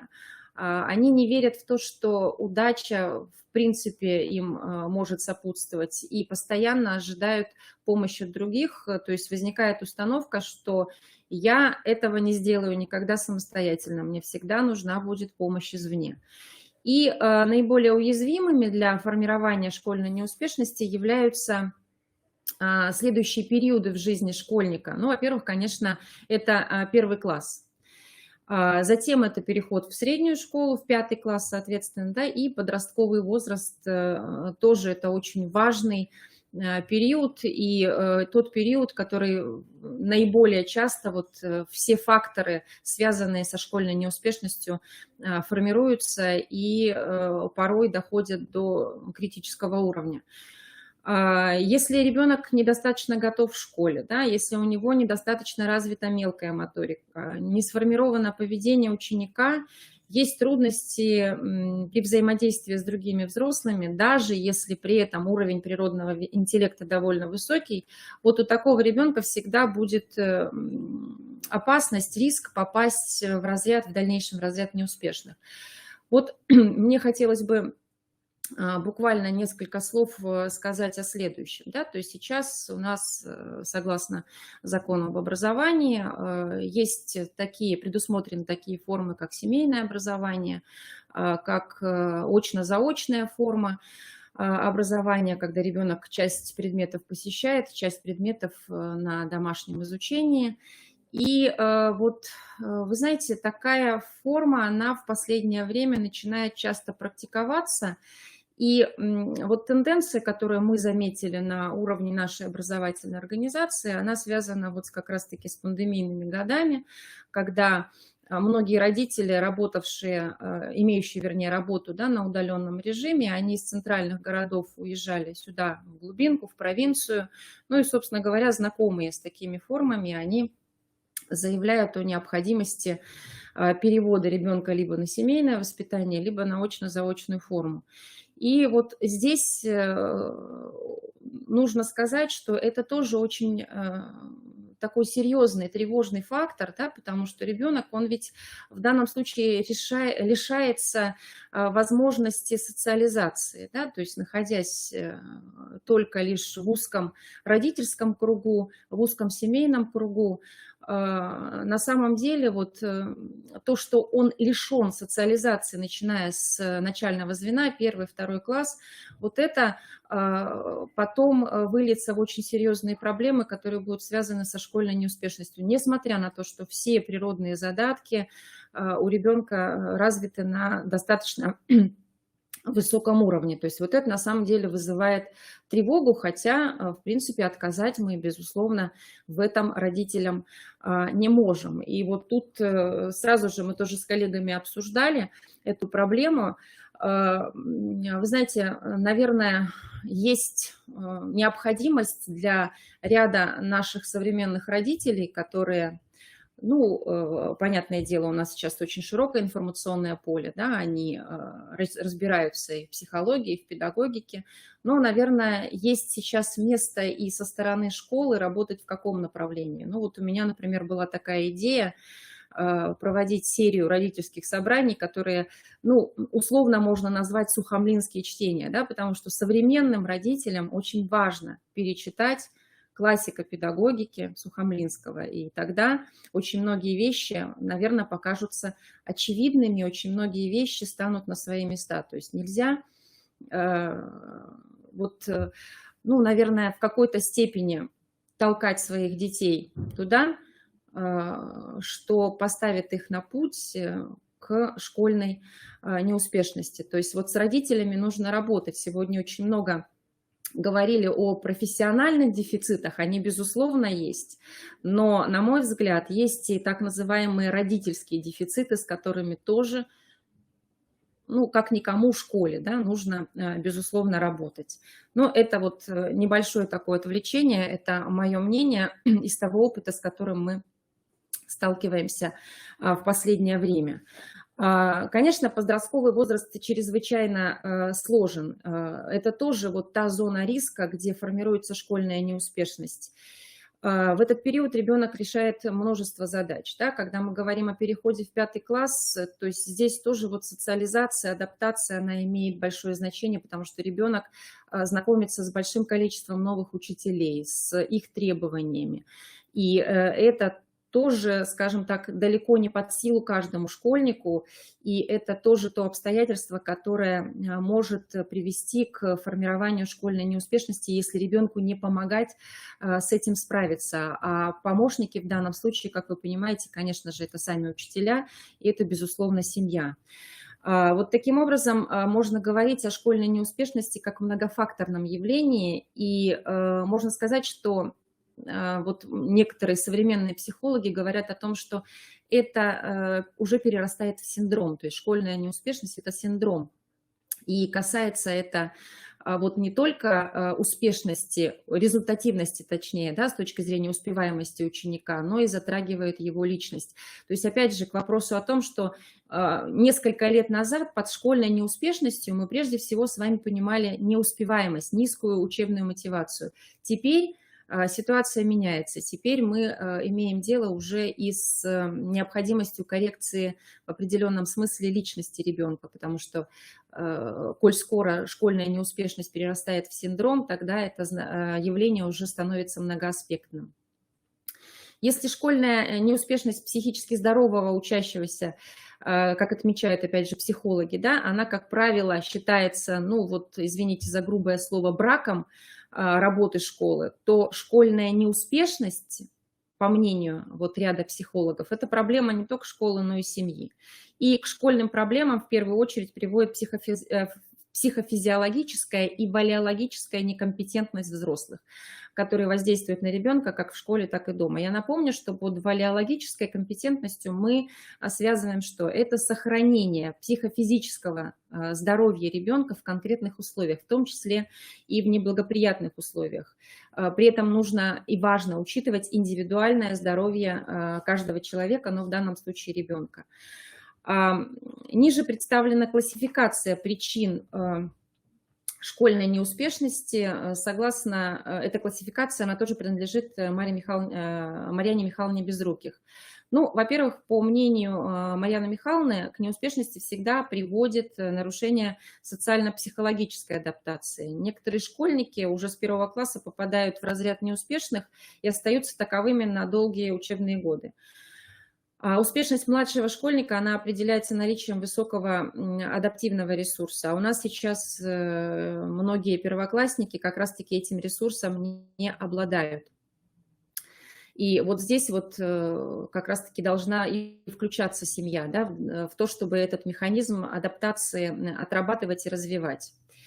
Во-вторых, механизм школьной неуспешности, он часто запускается процессом завышенных ожиданий родителей по поводу именно школьной успеваемости ребенка. Да? То есть, ребенок, понимая, что он не оправдывает надежд мамы, папы, он начинает, естественно, испытывать чувство вины, потому что он приносит не те отметки, участвует или не участвует в тех, или вообще не участвует в каких-то конкурсах, олимпиадах и так далее.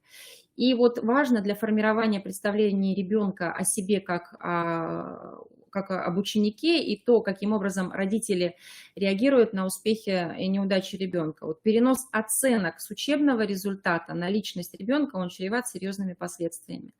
Вот опять же, возвращаясь к идее, да, сухомлинских чтений для родителей, у нас ведь далеко не каждый родитель обдумывает даже то, что вот какую оценку он дает тому или иному результату своего ребенка. Ведь можно сказать, ты неумеха, да, ты ничего не делаешь, ты ничего не умеешь, у тебя ничего не получается, не получится, а можно заменить это более доброжелательным. Тебе сейчас это не удалось, но мы сделаем все, чтобы впоследствии это получилось. Да? То есть вот в данном случае это тоже имеет значение, и родителей современных этому надо учить. Так вот, перекос в оценивании деятельности, преобладание негативных оценок, они демотивируют ребенка, они гасят его стремление в дальнейшем что-то делать, в том числе и учиться. И вот эта демотивация, она в первую очередь исходит даже не от учителя, да, даже не от школы. Это то, что идет из семьи. В-третьих, другой самой распространенной причиной школьной неуспешности является отношение в самой школе, внутри школы, да, с учителем, вообще с педагогическим коллективом, с классом, какая атмосфера в школе существует. И особенно важно, как сложатся отношения в самом начале. Да? То есть мы опять же возвращаемся к начальной школе, потому что там очень многое закладывается. Именно там формируется у ребенка представление о том, какой он ученик, что такое школа, и с этими представлениями он уже переходит в 5 класс. И если не происходила вовремя коррекция, тогда достаточно сложно с этим бороться и это исправлять. В-четвертых, можно говорить о личностных качествах ученика, то есть если ребенок, да, с низкой самооценкой, не уверен в себе, он боится чего-то нового, блокирует активность, собственную активность, и все это приводит к снижению, в том числе и желания учиться. Снижение мотивации учения и боязнь неудач, стремление избегать сложностей, связанных с овладением чем-то новым, это одновременно и причина, и проявление, и следствие школьной неуспешности. В-пятых, как отмечает Марьяна Михайловна Безруких, здесь можно к причинам отнести эмоциональные особенности ребенка. Повышенная эмоциональность, тревога, они разрушают учебную деятельность даже самого способного ученика. Об этом мы с вами тоже сегодня уже говорили. Если ребенок не умеет регулировать, свое эмоциональное состояние, если он плохо справляется с волнением, обидой, раздражением, это служит серьезным препятствием на пути к его успеху. В-шестых, конечно же, интеллект, да, и особенности познавательных процессов. Возможными причинами, то есть это не явные причины, но возможные причины школьной неуспешности могут стать плохая память, слабая концентрация внимания, недостаточное развитие мышления, речи, а также неумение анализировать и понимать причины своих успехов и неудач. И седьмой причиной можно назвать нарушение функционирования нервной системы ребенка, то есть это уже случай, что называется, медицинский.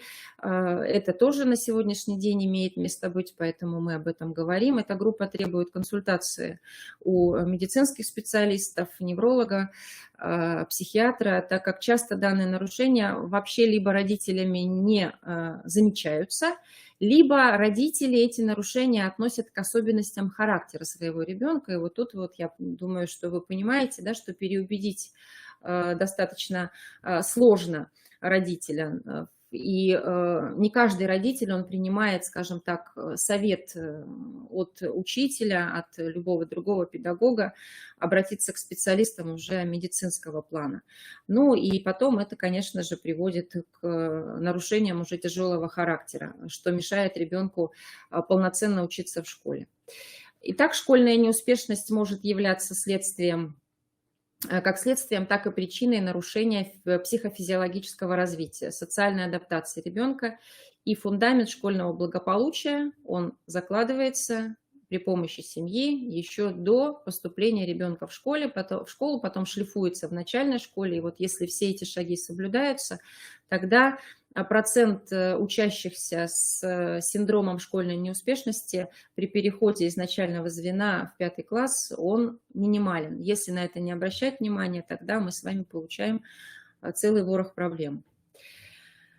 Значит, и здесь еще одна классификация, но я, пожалуй, ее пропущу, потому что, по сути, здесь психолог Борисов говорит о том, практически о том же, да, что и Марьяна Михайловна Безруких. Единственное, что он несколько все это объединяет.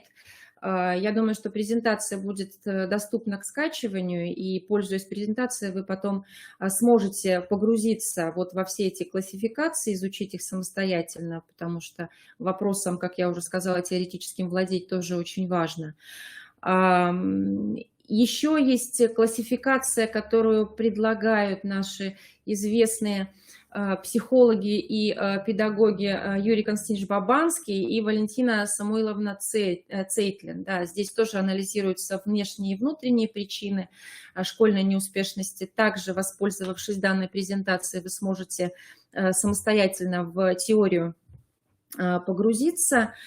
Я вот еще что хочу сказать, да, вот в частности, если по Бабанскому и Цейтлин мы посмотрим на такую внутреннюю причину, как слабое развитие волевой сферы, вот тут, наверное, тоже есть необходимость вернуться к классику от педагогики, Константину Дмитриевичу Ушинскому, да, который сказал следующее: учение, основанное только на интересе, не дает возможности окрепнуть воле ученика, так как не все в учении интересно, и придется многое взять силой воли. Поэтому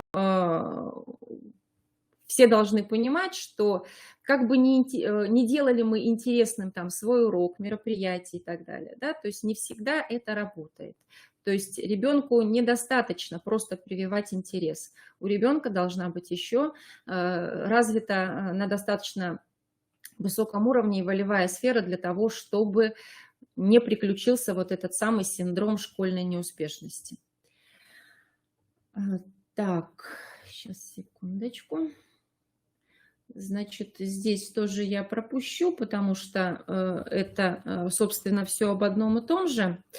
Вот я хочу обратить ваше внимание на 14 слайд. Здесь тоже при условии доступности моей презентации, вот в качестве небольшой помощи для организации работы с детьми, которые демонстрируют школьную неуспешность, вот в этом слайде я поместила несколько активных ссылок, вы можете ими воспользоваться. Здесь можно найти достаточно интересные материалы по данной проблематике. Здесь можно найти подборки психолого-педагогических диагностик и способов работы с такими детьми, способов выявления детей группы риска, которые, в общем-то, относятся именно к тем детям, которые в разряде, да, в категории школьной неуспешности. То есть все ссылки здесь активные, и я вот буквально их 31 октября, да, несколько дней назад проверила, они все работали на 31 октября 2022 года, поэтому воспользоваться ими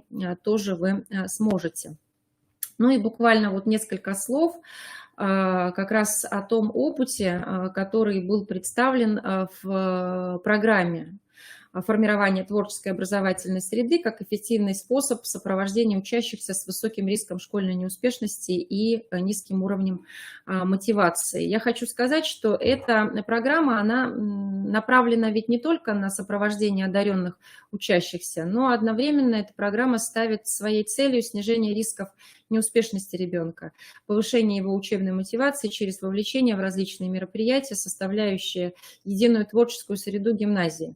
Вот, знаете, долгое время считалось, да, что гимназии, лицеи – это образовательные организации, которые собирают, ну, что называется, сливки. Да? На самом деле ведь сейчас мы сталкиваемся ровно с такими же проблемами, с которыми сталкивается любая общеобразовательная организация. И вот, ну, например, говоря о нашей гимназии, я хочу сказать о том, что вот одна из проблем, которую сейчас необходимо преодолевать, чтобы вот этот контингент детей, который у нас появился, речь идет об иностранных гражданах, он не перерос вот как раз-таки уже в синдром хронической школьной неуспешности, потому что с этими детьми на самом деле вот тенденция, она довольно серьезная, да, то есть буквально за 2 года у нас появилось некоторое количество таких детей, и сложность как раз-таки в том, что дети не из языковой среды, то есть по-русски дома,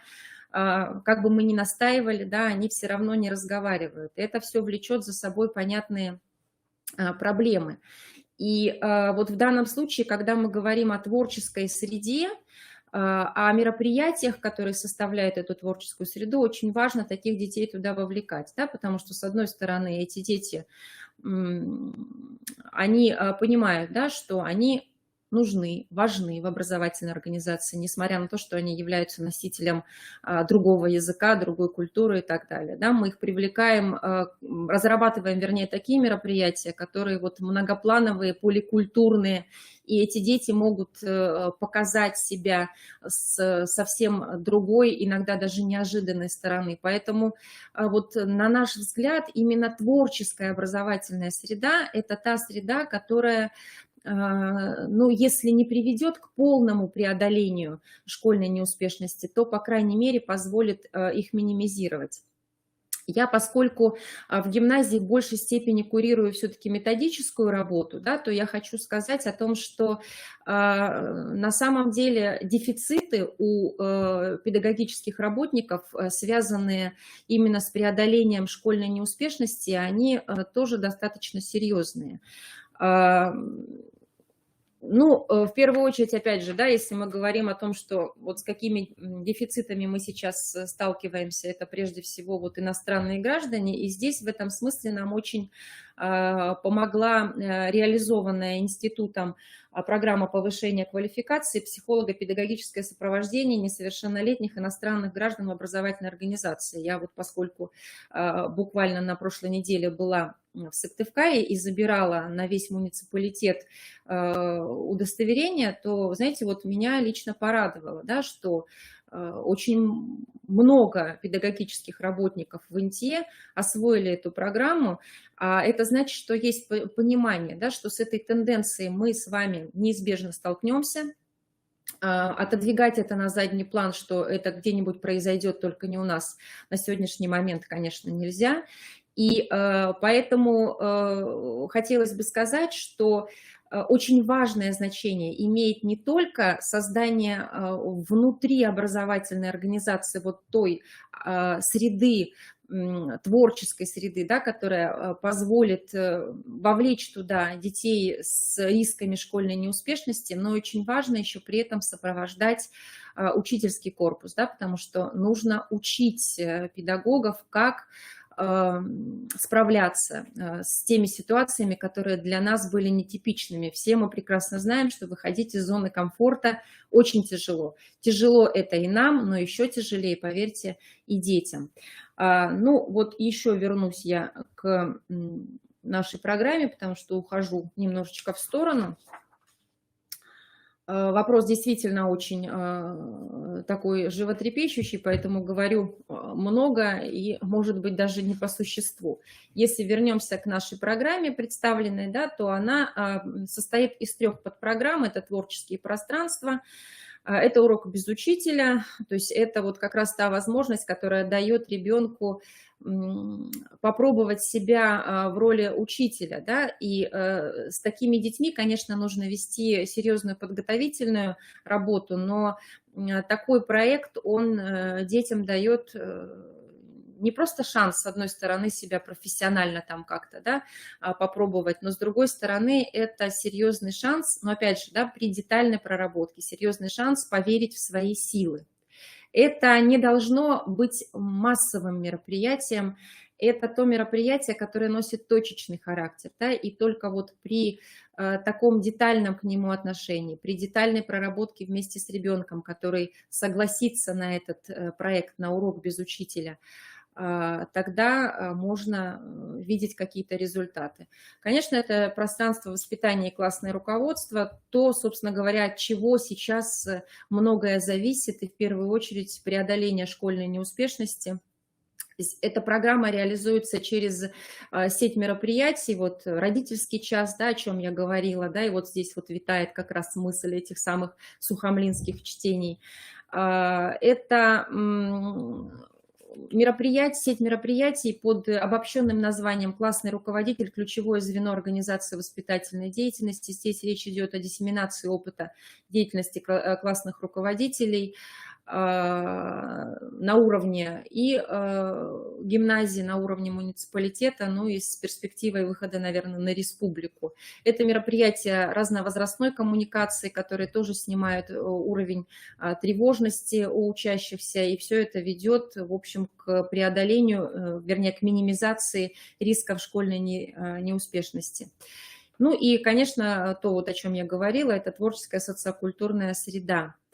Здесь реализуется эта подпрограмма также через сеть мероприятий «Рука помощи», это волонтерство, да, а в систему волонтерства, в общем, достаточно, я думаю, что легко, да, вовлечь тех детей, которые как раз-таки в зоне риска по неуспешности, то есть когда они понимают свою нужность, необходимость, что они могут принести пользу кому-то другому, вот все эти риски, они начинают постепенно нивелироваться, поэтому вовлечение таких детей в волонтерскую деятельность, в деятельность волонтерских организаций на уровне образовательных организаций, это очень важное дело. Ну, коммуникационные площадки, да, куда мы приглашаем представителей бизнеса, власти, общественности для того, чтобы они взаимодействовали с молодежью, показывали возможность продвижения по служебной лестнице, да, то есть проводили какие-то определенные мероприятия, которые тоже могли бы вселять в ребенка уверенность, что все может получиться, главное поставить цель, захотеть и иметь какое-то определенное желание. Конечно же, здесь большую возможность дает культурно-образовательный проект, который существует на уровне Республики Коми, и мы также его возможности широко используем. Это культура для школьников. Это сеть образовательных событий именно творческой направленности, которые реализует гимназия. Это и уроки мужества, это фестивали «Музыка без границ», «Поэзия без границ», это профильные лагеря, театральный калейдоскоп, лингвистический калейдоскоп. И тоже вот хотелось бы сказать, то есть если несколько лет назад, допустим, тот же лагерь, лингвистический калейдоскоп, мы в основном на кого ориентировались? Мы ориентировались на одаренных в языковом плане детей, то сейчас это уже не рассматривается. В данный лингвистический лагерь в первую очередь мы должны каких деток брать? Мы должны брать деток, которые либо в сложной жизненной ситуации оказались, да, либо из малообеспеченных семей и так далее. И поэтому вот эти мероприятия, профильные смены лагерей, творческие мероприятия, куда вовлекаются такие дети, они на самом деле способны минимизировать риски школьной неуспешности. Ну и, наверное, завершая свое выступление, я бы хотела сказать, да, что проблема действительно есть, проблема сложная, и решать мы ее с вами можем только в условиях вот тесного сотрудничества учителей, управленческой команды и, конечно же, родителей. Потому что без этого сотрудничества проблема, она не просто останется проблемой, она будет еще сильнее усугубляться, если мы учитываем, если мы понимаем, если мы знаем реалии сегодняшнего мира и особенности его развития. Коллеги, спасибо за внимание. Если у вас есть какие-то вопросы, вы можете их задать. На последнем слайде мои координаты. Вы всегда можете ко мне обратиться за консультацией, за помощью, которую я вам с удовольствием окажу и дам. Спасибо. Очень важен ваш опыт. Мы сегодня понимаем, что данную тему мы будем продолжать. Мы осознаем, что действительно это проблемное поле для всех образовательных организаций, и нам нужны понятные, доступные для руководителей инструменты работы. Потому что когда мы говорим о роли педагога, да, мы понимаем, что педагог сегодня в рамках своей профессиональной деятельности действительно включает механизмы деятельности, механизмы предотвращения, может быть, ситуаций, которые связаны именно с рисками неуспешности.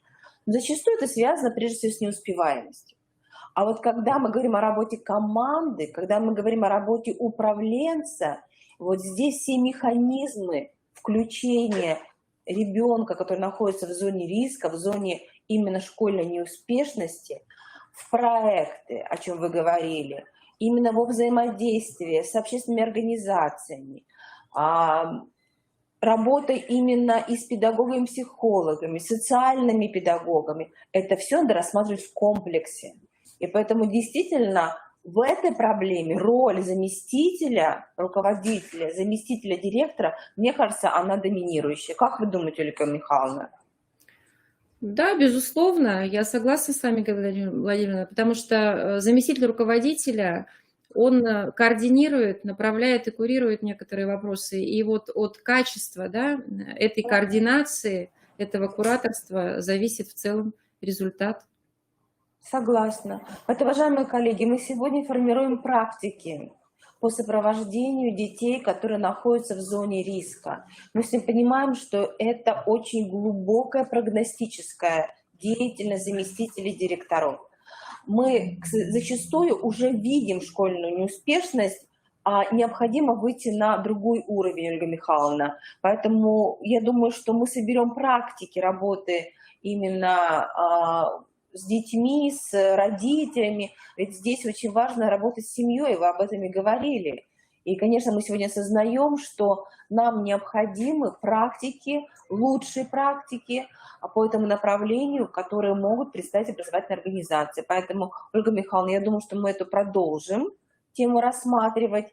И, возможно, кто-то из образовательных организаций услышит нас по именно вопросам, связанным с инновационной деятельностью, и эту тему возьмет для своего проекта, который в дальнейшем будет рассматриваться на уровне республики. Ольга Михайловна, может быть, мы с такой инициативой тоже с вами выйдем. Как вы думаете? Да, я думаю, да, потому что проблема-то на самом деле актуализируется, она поднимается на федеральном уровне, она актуальна на уровне региональном, и как только вот мы запускаем, да, региональные инновационные площадки, я думаю, что вот подобная тематика, подобное направление действительно может стать основой для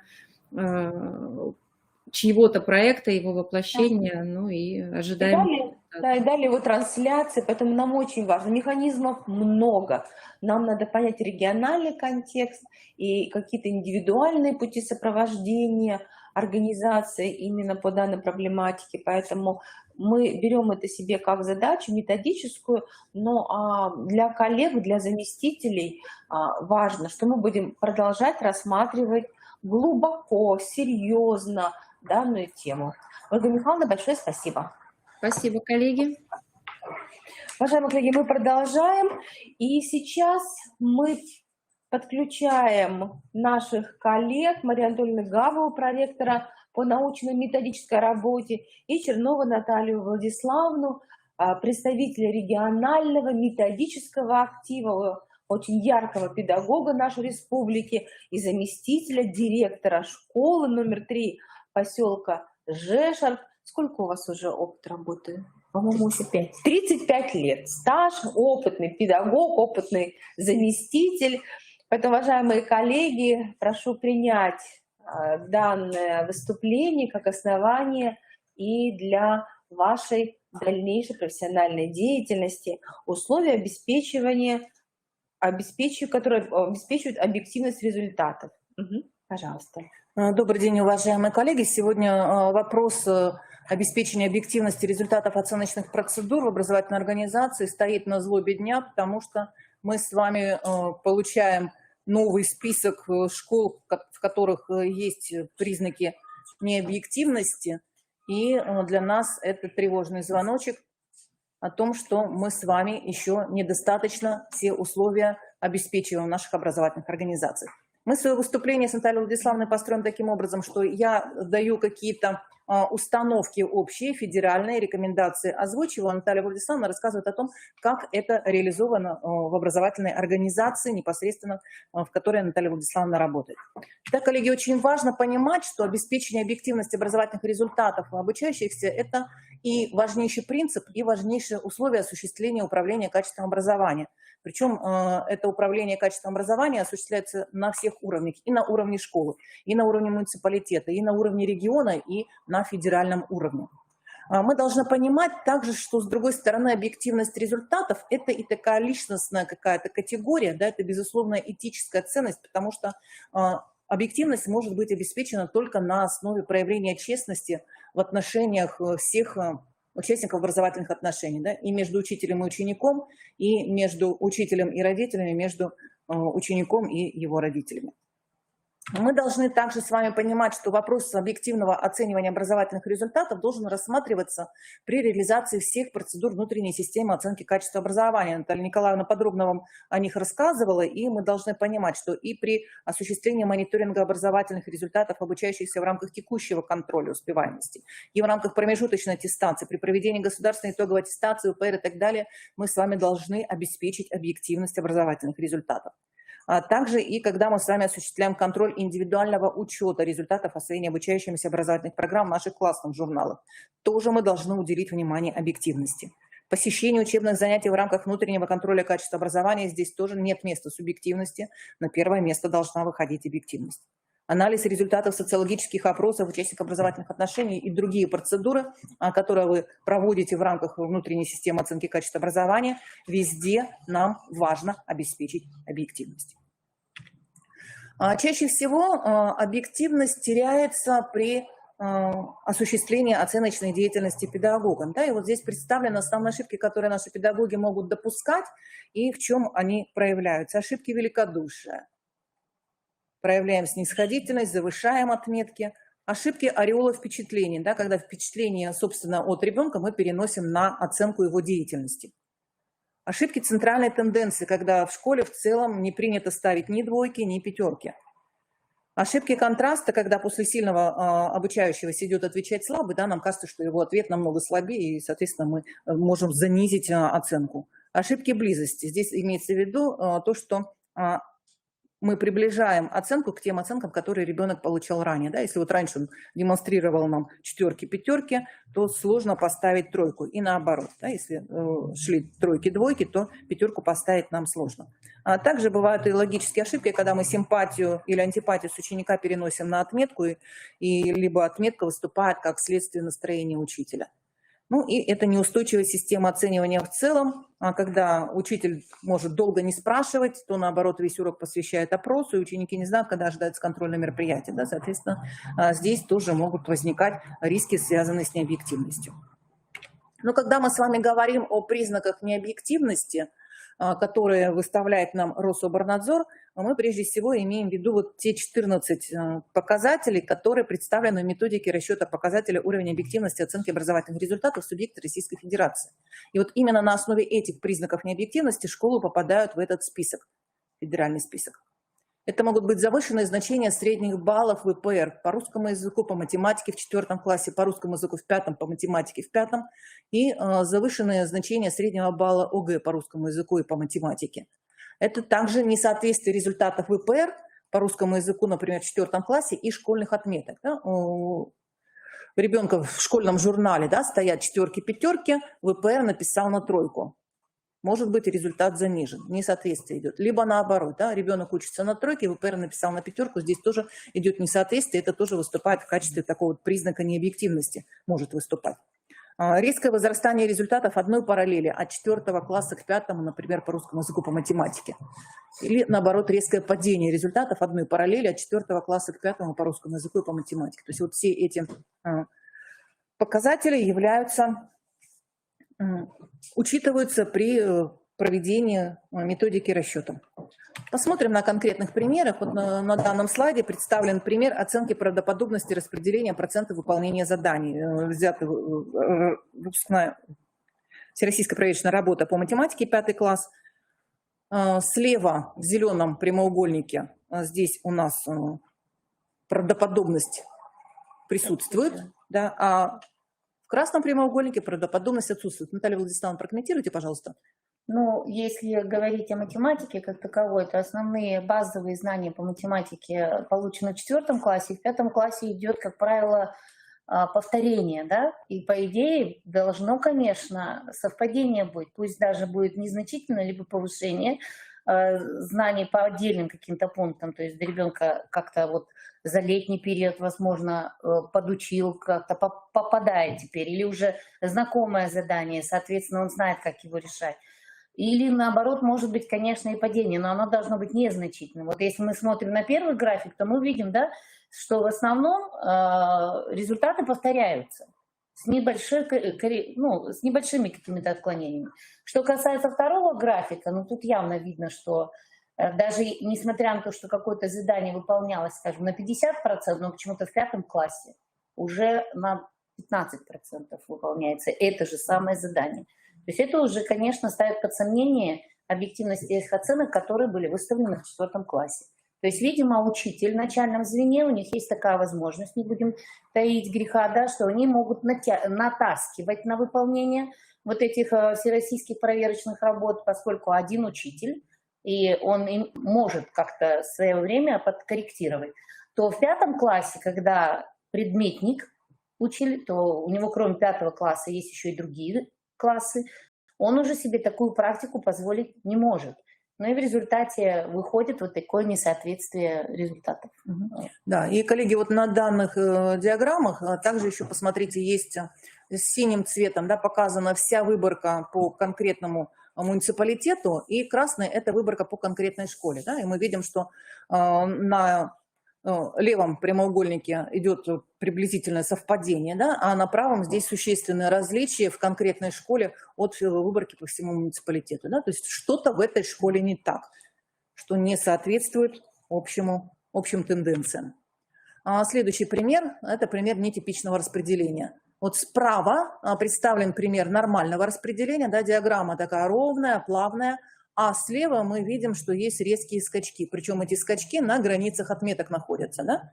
То есть явно видно, что идет завышение отметки, да, идет повышение балла, чтобы ученик получил отметку выше в целом. Вот аналогичная ситуация. Также вот здесь тоже представлена на данной диаграмме. Видны резкие скачки на границе, да, между 2 и 3, между 3 и 4. Что-то здесь было сделано учителями, что позволило детям получить отметку выше. Здесь представлен пример оценки завышения результатов ВПР. Красной линией обозначен интервал, да, который получили в среднем по муниципалитету либо по региону. А черной линией результаты в конкретной школе. Да? Очень большой разброс. И вот если мы посмотрим на верхние 2 прямоугольника с зеленой рамочкой, то здесь результаты конкретной школы, они находятся в границах результатов по всему муниципалитету, по всему региону. А на нижних прямоугольниках в красных рамочках мы видим, что результаты по конкретной школе либо существенно завышены, либо существенно занижены. То есть средние значения, доверительные интервалы, они не совпадают. Еще одна диаграмма, которая иллюстрирует вероятный коридор значений на основе данных по Российской Федерации. Коллеги, вот все эти диаграммы выстраивает Рособорнадзор на основе анализа большого количества данных по всем регионам, по всем школам Российской Федерации. И вот эта аналитика, она позволяет делать следующие выводы. Да, вот в красной рамке слева мы видим, что есть красным цветом выделены отдельные образовательные организации, которые очень резко выбиваются из вот этого среднего процента выполнения заданий ЕГЭ. Справа, в зеленой рамочке, здесь все образовательные организации, они приблизительно в одном коридоре находятся. Итак, коллеги, какие же проблемы, которые возникают в наших образовательных организациях и ведут к появлению вот этих вот рисков возникновения необъективных результатов? Мы здесь, по большому счету, вот проанализировали все, что возможно. Ну, может быть, что-то мы еще забыли. Итак, когда информация о порядке и сроках проведения ВПР не размещается на информационном стенде, официальном сайте образовательной организации в сети интернет. Ну, мы проводили в этом году мониторинг региональных механизмов управления качеством образования. Анкетирование проходили у нас все муниципальные образования, все муниципалитеты, и отметили, что 100% школ эту информацию размещают. Но, коллеги, на всякий случай проверьте, вдруг у вас нет какой-то актуальной информации. Распорядительным актом должна быть закреплена комиссия по проверке ВПР. Если этого не сделано, это тоже может уже являться риском для возникновения объективных результатов. Если у вас не организовано дежурство вне аудитории во время проведения ВПР, если у вас не обеспечено присутствие общественных наблюдателей, либо возникает конфликт интересов при проведении самой процедуры, при проверке результатов, когда мы с вами организуем непосредственно проведение всероссийской проверочной работы, мы можем забыть о том, что личные вещи ребята куда-то должны положить. Да? Это тоже надо четко определить, где они это оставляют, где они там оставляют свои телефоны и так далее. Бывает также ошибка, когда не выдаются черновики ребятам. Тоже надо учесть. Либо разрешаем ребятам работать карандашом. Нельзя этого делать, да? Все работают ручкой. Может быть, у вас на этапе организации, на этапе подготовки к проведению недостаточно организована информационно-разъяснительная работа с педагогами и родителями. Бывает, что администрация не успевает осуществлять контроль за учителями-предметниками, которые осуществляют проверку. Ну и еще одно такое нарушение, скажем, да, это когда результаты ВПР включаются в перечень показателей для стимулирования педагогов. Это тоже делать нецелесообразно. Наталья Владиславовна, можете как-то прокомментировать? Ну, я бы еще добавила, что в принципе можно, да, чтобы избегать этих ошибок, еще проводить родительские собрания, где родителям предлагаются разные варианты ВПР для ознакомления и предлагается даже решить их, то есть чтобы они оценили степень сложности самой работы. Но, конечно, когда нету объявления о том, что завтра будет проверочная работа, вот такая всероссийская проверочная работа для детей, это всегда определенный стресс, и он может тоже сыграть свою отрицательную роль. И, конечно, еще один из таких показателей – это то, что когда выдаются ВПРы, они выдаются на большом количестве листов, и дети иногда могут просто один из листов потерять. То есть, когда они сдают, запутываются и не могут вспомнить, что этот лист они еще не успели сделать. Время ограниченное, сдали работу, сдают. И это тоже дает отрицательный такой момент вот в организации. А так, в принципе, если все эти правила соблюдать, то объективность оценки будет налицо. Так, следующий блок проблем, он связан с подготовкой кадров, которые участвуют у нас в организации, в проведении и проверке всероссийских проверочных работ. Не всегда наши педагоги бывают готовы к этой работе, да, это, например, молодые специалисты, либо педагоги, которые несколько лет не работали, например, в декрете были, снова вышли на работу и сразу их поставили на ВПР. Конечно, для них нужна особая подготовка. Не всегда наши педагоги компетентны в части осуществления оценочной деятельности. Здесь тоже необходима с ними дополнительная методическая работа. Также может быть такая проблема, как недостаточная подготовленность отдельных педагогов по вопросам критериального оценивания. Да? То есть педагоги не всегда могут оценить именно в соответствии с теми критериями, которые представлены в ВПР. И отсутствуют практические навыки оценивания работы учащихся в соответствии с заданными критериями. Такое тоже часто встречается. Да? Либо как-то мы неоднозначно понимаем критерии оценивания. Отсутствие целенаправленной работы по методическому сопровождению педагогов по вопросам профилактики ошибок обучающихся и единообразному пониманию критериев оценки, это тоже является одной из проблем, вызывающих риск возникновения необъективных результатов. Наталья Владиславовна, по поводу подготовки педагогов. Конкретно по каждому, вот что надо сделать заучу для того, чтобы избежать данных проблем? Ну, во-первых, мы говорим о объективности оценивания на уровне образовательной организации. Поэтому по этой проблеме. В первую очередь, конечно, должна вестись работа и молодых специалистов. А вот как это сделать? Это может быть педсоветы по определенной тематике, да, критериальная оценка, предположим. Когда их надо начинать? Начинать надо сразу же. Как только приходим в школу, в принципе, да, вот такие педсоветы должны быть запланированы. Если в школе появляется новый педагог или молодой специалист, значит, педсовет надо повторить примерно хотя бы, да, по тематике, чтобы подходил. Кроме того, это методические семинары, где разрабатываются единые критерии оценивания, обсуждаются. Это метод-советы, естественно, более узкие, да, специалисты разных руководителей разных школьных методических объединений, где собираются, вырабатывают общие подходы к оценке и, соответственно, уже разработка вот этих критериев оценивания ведется уже на каждом ШМО, то есть школьном методическом объединении. Это работа школы молодого педагога, где нужно обучить, как правильно оценивать, да, и как правильно строить даже задание, которое должно быть оценено. Потому что, ну, что греха таить, если, например, вопрос задан так, что дети не понимают, а сколько аргументов надо привести для того, чтобы доказать свое мнение, даже вот в этом плане. То есть, так ли это, докажите. И ребенок приводит один аргумент, и учитель ставит 3, а другой приводит 3 аргумента, учитель ставит уже 5. Но у него же не было обозначено, сколько аргументов нужно приводить. Даже в построении самого задания должны быть уже заложены критерии оценивания этого задания. То есть вот надо идти от планируемых результатов через критерии к постановке самого вопроса. Вот это тоже важно. И если такого не происходит... Как эта работа организует? Вот именно сами модели сопровождения педагогов. Ну, вот собрали педсовет, потом зауч проводит семинары. Мне даже интересуют какие-то управленческие, потому что есть много молодых, Ну, зауч, я об этом говорила. у нас обязательно еще посещение уроков. Да.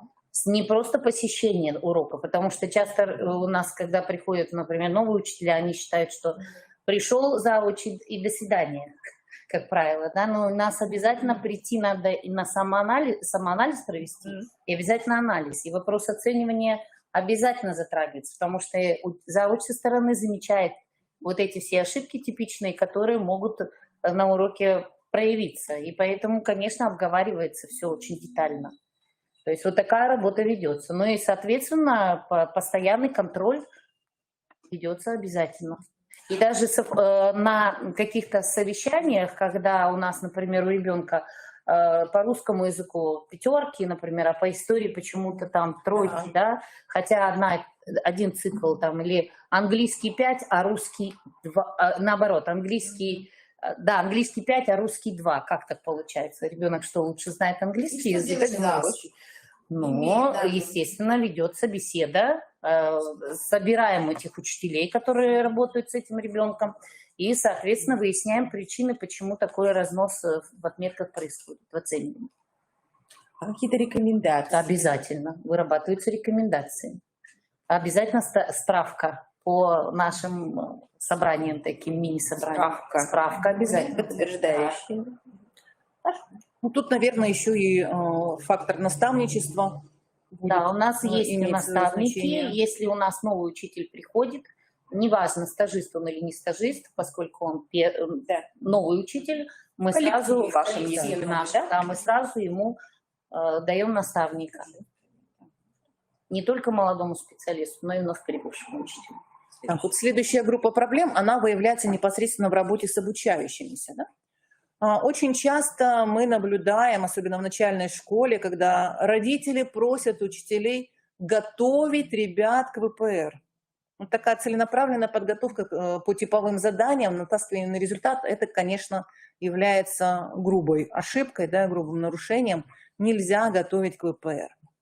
ВПР – это срез, как раз, который дает нам возможность увидеть, что на самом деле происходит с теми блоками, да, знаний, умений, навыков, которые ребята должны освоить. Наличие фактов излишней подготовки за счет сокращения количества часов, отведенных на освоение учебного материала. Это тоже, да, очень серьезная ошибка, которую в некоторых школах допускают. Помощь педагогов, обучающимся непосредственно во время проведения ВПР. Тоже иногда мы это с вами наблюдаем, особенно, да, если учитель хочет, чтобы ребенок сдал хорошо, откуда возникают вот эти вот всплески, которые мы с вами на диаграммах наблюдали, да, как раз с этим может быть и связано. С другой стороны, это может быть отсутствие систематической подготовки учащихся к достижению метапредметных результатов. Мы с вами понимаем, да, что ВПР, они направлены больше даже на не выявление предметных результатов, да, а на выявление метапредметных. умений.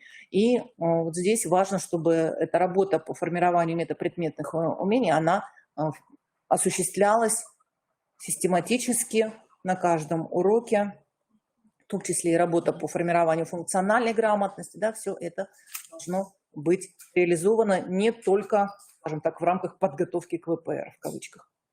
Это могут быть недостатки, которые заключаются в неосуществлении либо слабом осуществлении индивидуального подхода к ребятам. Да?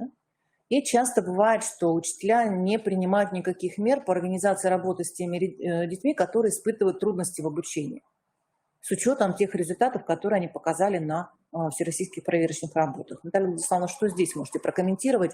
Я бы сказала, чтобы исключить помощь педагогов, обучающимся во время проведения ВПР, надо менять педагога на ВПР, что, в общем-то, и делается в обычных образовательных организациях. То есть там не свой педагог проводит ВПР. И лучше, чтобы это был, и лучше, чтобы он был даже не той предметной области. То есть если это ВПР по биологии, значит, историк сидит, если это ВПР по истории, то сидит предметник, например, математики и так далее. Конечно, при проверке тех же ВПРов тоже используют учителей сходных областей. Вот у нас, например, один биолог, один географ. Значит, я проверяю географию, а географ проверяет биологию. Конечно, в критериях по географии не все бывает понятно предметнику-биологу, но он может позвонить, спросить, какой размах ответов может быть присутствовать здесь для того, чтобы вот более качественно оценить эту работу, что, в общем-то, и делается обычно. А что касается систематической подготовки учащихся, значит, нужно вводить в свои контрольно-измерительные материалы или вообще в проведение урока те задания, которые каким-то образом ориентированы на достижение предметных результатов. Мы сейчас очень много говорим о функциональной грамотности, и, собственно, такие задания должны быть уже, да, то есть ребенок должен понимать, ради чего вообще изучается данный предмет, с какой целью, куда потом будет применять знания, полученные на уроке.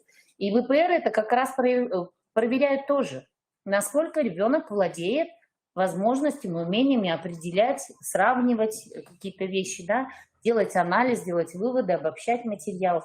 Поэтому если действительно нету такой работы на уроке, нет таких вопросов, а учитель ограничивается только так называемыми репродуктивными заданиями, тогда, конечно, результаты на ВПР будут очень низкие.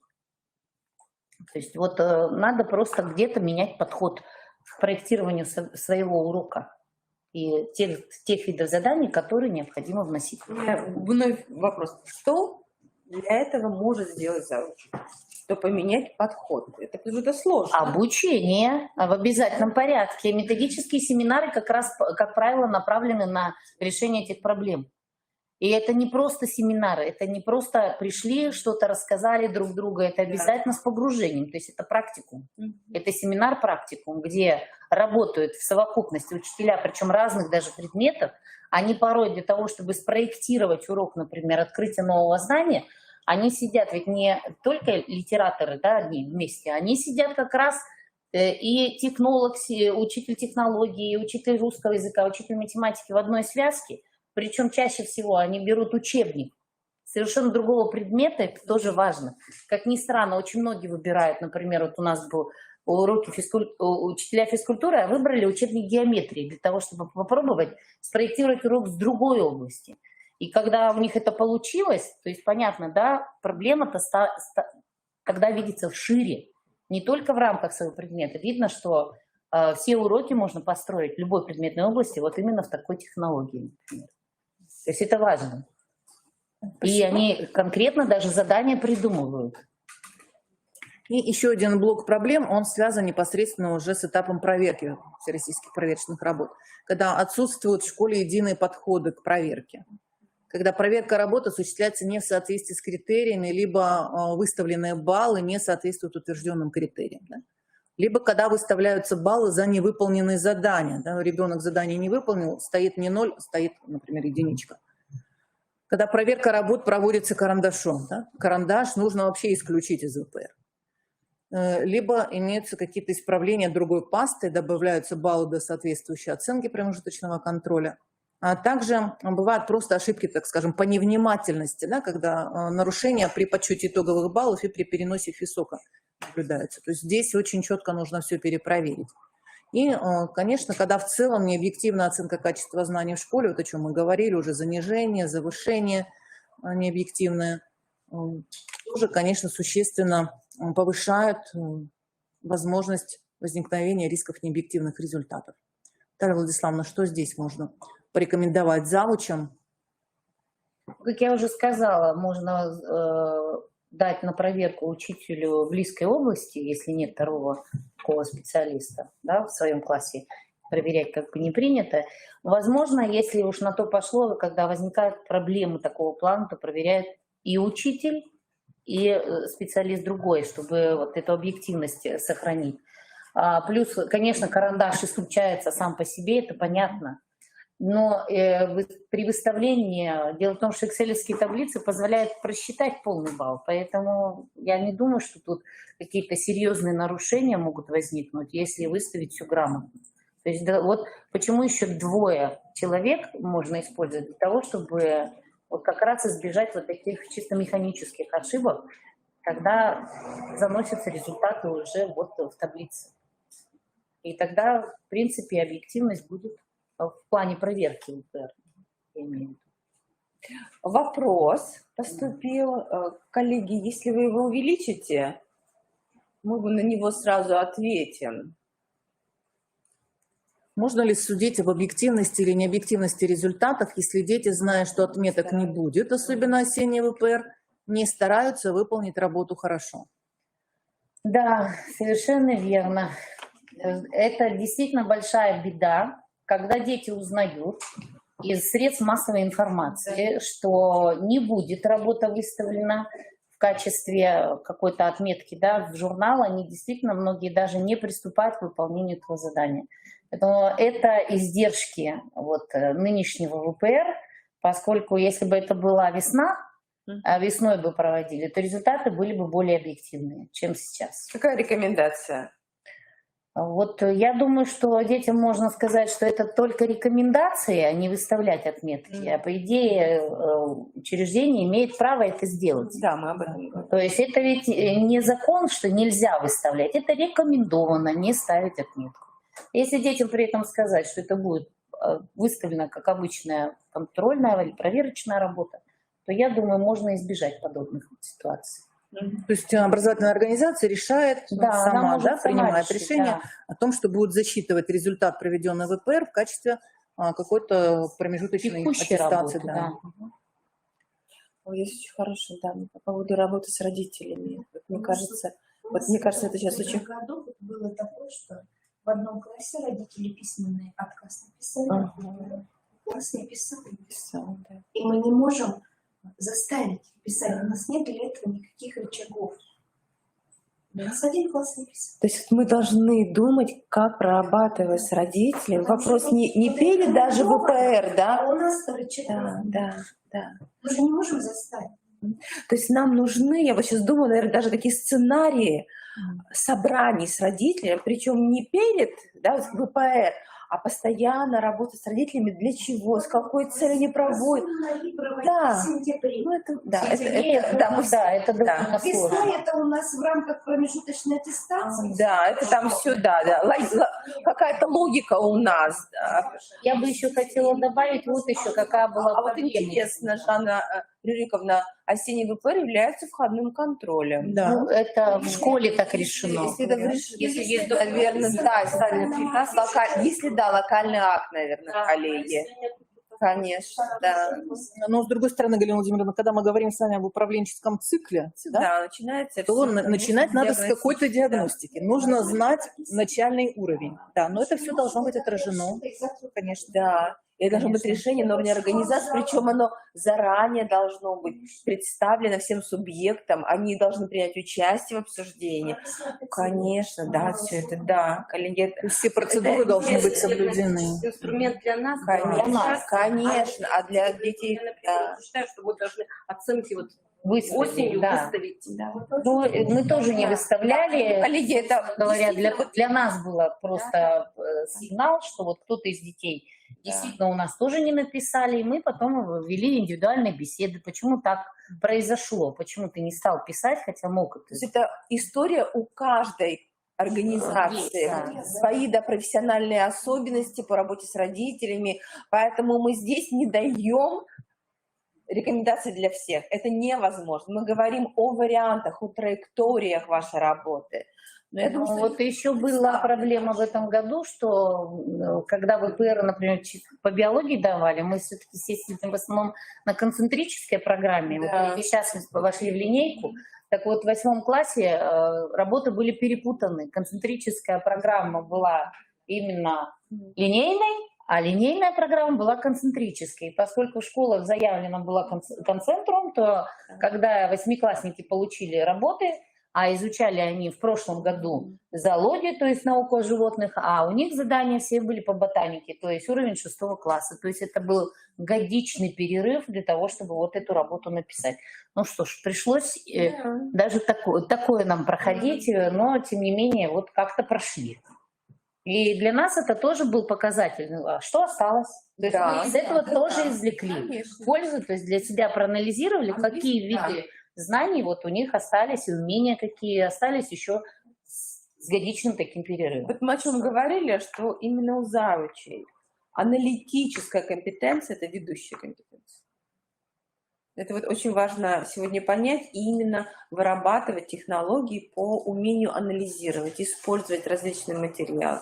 Да, То есть любые результаты должны быть проанализированы, да, и должен быть выработан какой-то комплекс мер, что с этим делать дальше, да, как улучшить эти результаты. И главное, доведены до педагогов, До родителей, до детей. Да, Да. это важно. Надо просто работать потом более плотно именно с теми детьми, которые вот отказались писать эти работы. И чтобы они разъяснили причины отказов, почему так, почему побоялся пройти через такую процедуру. То есть это ведь тоже один из вариантов работы нашей. Хорошо, продолжаем. Так, мы продолжаем дальше, коллеги. Мы понимаем, что сегодня... Так, Дмитрий Валерьевич, что-то у меня не срабатывает. Видим, что на территории Республики Коми сохраняется определенное количество образовательных организаций, в которых наблюдаются признаки необъективности результатов. Но внутри, конечно, организации меняются. Повторяющихся у нас не так много. Сейчас мы недавно получили результаты за 2022 год, пока они еще здесь не представлены. Пока не будут публично. Первое, что нас удивляет, это новый список. То есть мы понимаем, что действительно работа ведется, многие организации уходят с данного федерального списка, появляются новые. По каким причинам? Что произошло в образовательной организации? Сменилась команда, подходы теперь уже, которые мы рекомендовали, не используются. Но есть субъекты, где нет школ с необъективным результатом. И таких субъектов много. Наша республика постоянно в этом списке. Поэтому, коллеги, это очень серьезный вопрос, который касается деятельности каждой образовательной организации. Для нас это проблемное поле для республики. И чтобы преодолеть данные проблемы, в прошлом году был сформирован приказ Министерства образования, науки и молодежной политики Республики Коми, который утвердил дорожную карту на учебный год по обеспечению объективности результатов ВПР. Аналогичный приказ в ближайшее время будет и на текущий учебный год. Ну, здесь какие мероприятия ежегодно запланированы? Это, конечно, перепроверка ВПР с участием в том числе муниципальных и республиканских методических объединений. Это система мероприятий по научно-методическому сопровождению школ, которые осуществляет наш институт. И это адресная работа с теми школами, которые попали в данный список. В дорожной карте деятельности – это анализ деятельности по обеспечению объективности результатов ВПР, это организация проведения ВПР и методическое сопровождение организации и проведения ВПР. В рамках третьего направления как раз мы с вами сегодня нашу работу осуществляем, и всю работу мы должны выстраивать на основе тех методических рекомендаций, которые были представлены в письме Рособорнадзора еще в 2018 году. Здесь две основных больших рекомендации. Это наличие описания оценочной процедуры, закрепляющего соответствие этой оценочной процедуры к принципам, и это организация на региональном или муниципальном уровне контроля соблюдения всех положений регламентов, приведенных в описании оценочной процедуры. Прежде всего, конечно, мы должны уделить внимание осуществлению информационной безопасности, исключить применение телефонов, да, сообщений, организовать общественное наблюдение. Вот, Наталья Владиславовна, как у вас организовано общественное наблюдение в вашей школе? Какие рекомендации вы могли бы дать заучам? Ну, собственно на что говоря, важно обратить внимание? Да, вот. да, ну, тут проблема, конечно, общественное наблюдение, это из числа родителей мы выбираем. Конечно, не тех классов, в которых проводится ВПР, то есть это несколько родителей, которые выбираются. Спасибо нашим родителям, что они соглашаются приходить и присутствовать на ВПР, потому что это все-таки дополнительная затрата времени для них. Но подписывают определенный они документ о том, что они дают согласие проучаствовать в качестве общественного наблюдателя. Вот так выходим из ситуации. Других вариантов Да, нет. важно, чтобы общественные наблюдатели у нас были на всех этапах проведения ВПР, да, и на этапе подготовки и проведения непосредственно образовательной организации, на этапе проверки ответов и на этапе внесения результатов из ОКО. Может быть, третий у вас не всегда. Нет, у нас третий осуществляется? не сидит. У нас человек, естественно. Но дело в том, что когда проверяются результаты, он же в таблице проверяется, потом просто переносится все. Да, и вот здесь важно соблюсти отсутствие конфликта интересов, да, когда мы не можем допускать в качестве наблюдателей родителей обучающихся тех классов, которые принимают участие непосредственно в оценочной процедуре, да, когда учитель, ведущий данный предмет, преподающий в данном классе, не должен быть организатором, мы это уже с вами обсудили, и родитель, близкий родственник, являющийся работником данной организации, тоже не может быть организатором оценочной процедуры, участвовать в проверке работы. Ну и при этом мы должны понимать, что проверка работ должна проводиться по стандартизированным критериям с предварительным коллегиальным обсуждением подходов к оцениванию. Вот здесь, Наталья Владиславовна, что-то можете прокомментировать? Предварительное коллегиальное обсуждение подходов к оцениванию. Ну, собственно, критерии выдаются же на каждый ВПР, они приходят позже чуть-чуть, где-то после 2 часов на нашу школу. Критериями у нас... Дело в том, что учителя уже знакомы с проверкой ВПР, поэтому сильно мы на это внимание не обращаем. А для учителей, которые впервые приступают к проверке, ну, это в основном молодые специалисты, то есть предварительно с ними ведется беседа, чтобы вот завышение, то есть проверка была соответственно с этими критериями. Так, коллеги, поступил вопрос. Светлана Анатольевна обозначила ситуацию, ребята сдавали пустые бланки, зная, что отметки не будет. Что делать? Ну, мы уже об этом говорили сегодня, да, что такая беда была в этом. Работать с родителями, с детьми. Надо, наверное, с детьми работать, с родителями, чтобы этого не было. Но я думаю, что это осенний период именно такой. Да. Весной этого не будет. То есть понятно, что, может быть, даже стоит радоваться, что они не отвечали лишних 2 дней. Это мы не слышали. Светлана Анатольевна, а в чем причины? Я думаю, что вы провели анализ деятельности. Проводили анализ? Почему ребята сдавали пустые бланки именно в вашей организации?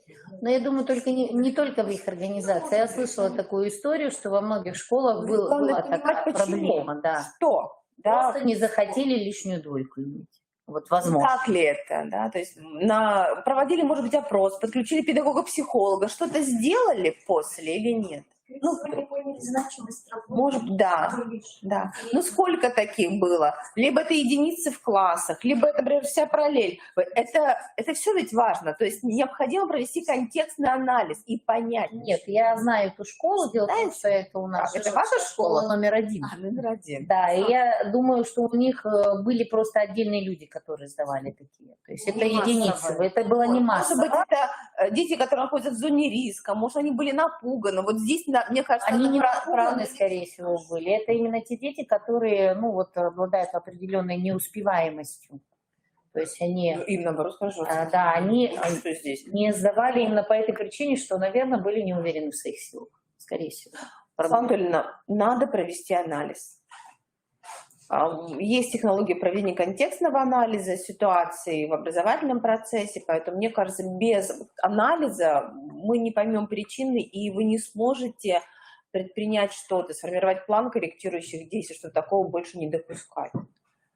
Поэтому здесь, опять же, рецепта нет единого, только контекстный анализ вашей организации. Потому что сколько таких... Если целый бы класс, это одна ситуация. Нет, не целый класс. У них были единицы таких детей. Вот, может быть, человека 3 всего, наверное, на всю ВПР было. Тем не менее, для них, ну как, это беда, соответственно, да, что они не стали делать работу, несмотря на то, что...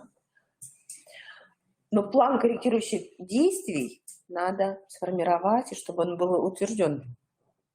Ну, в принципе, что делать? Ну, предположим, они уже на результаты, скажем, когда отправляешь работы, ВПР, да, они уже не, там уже не зафиксируешь, правильно? Но можно ведь все равно обязать эту работу их сделать. То есть после тогда. Но можно ведь, они сдают бланк, и вы ставите форму как крестик, что он не приступал, и она тоже засчитывается. Вот я про то и говорю. Но, тем не менее, чтобы таких ситуаций в следующем не было, все равно посадить и дать работу все-таки. Ирина Григорьевна, да, по поводу настроя детей. Что такое настрой детей писать весной, а не осенью? Это тоже надо... Мы понимаем, мы все понимаем, о чем вы говорите, но этот настрой мы формируем, педагоги и заучи формируют этот настрой. Хорошо, Ирина Григорьевна, спасибо. Коллеги, продолжаете? Да, продолжаем дальше.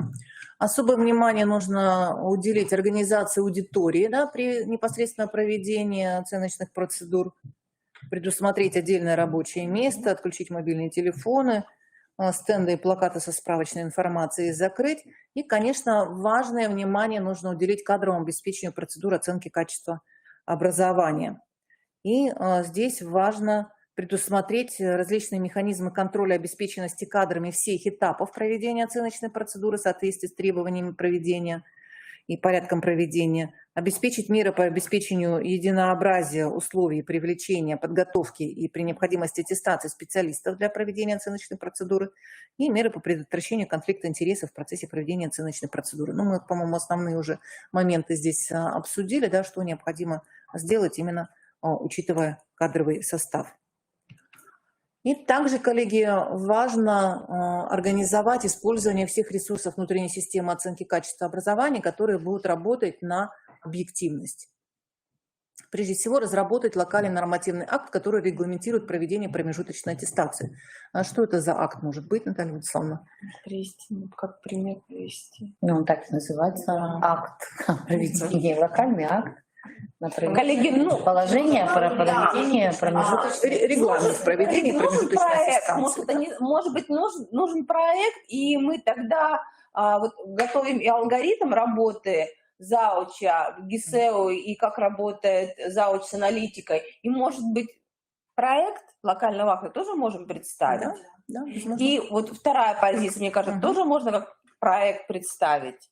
Это проекты, а далее вы на уровне своей организации можете переработать. Да, Виктория Николаевна, я вижу ваше подтверждение, думаю, что это необходимо. Да, коллеги, хорошо, мы подготовим. Да, я записываю нам другую же позицию по нормативным актам. Да, спасибо. Да, возможно, отдельный семинар проведем именно по этим нормативным актам. Я думаю, что это будет полезно всем. Да. Принимаем, коллеги. Так, то есть вот эти вот первые 3 позиции – это разработка локальных актов. 4-я позиция – осуществление постоянного анализа объективности оценивания образовательных результатов в соответствии с критериальной базой по каждому учебному предмету, в соответствии с нормами накопляемости оценок, которые установлены, опять же, вашим локальным нормативным актом, и в соответствии с адекватностью выставления неудовлетворительных отметок. Далее, на что важно обратить внимание, это обеспечение объективности образовательных результатов в рамках конкретной оценочной процедуры в образовательных организациях. Да, все это тоже входит в нашу внутреннюю систему оценки качества. Как это осуществить? Вот на следующем слайде мы представляем алгоритм, и я думаю, что сейчас мы поясним тоже каждый шаг данного алгоритма. Итак, первый шаг – это непосредственно проведение оценочной процедуры в рамках внутреннего контроля качества, либо в рамках промежуточной аттестации в соответствии с технологией и регламентом проведения данной процедуры.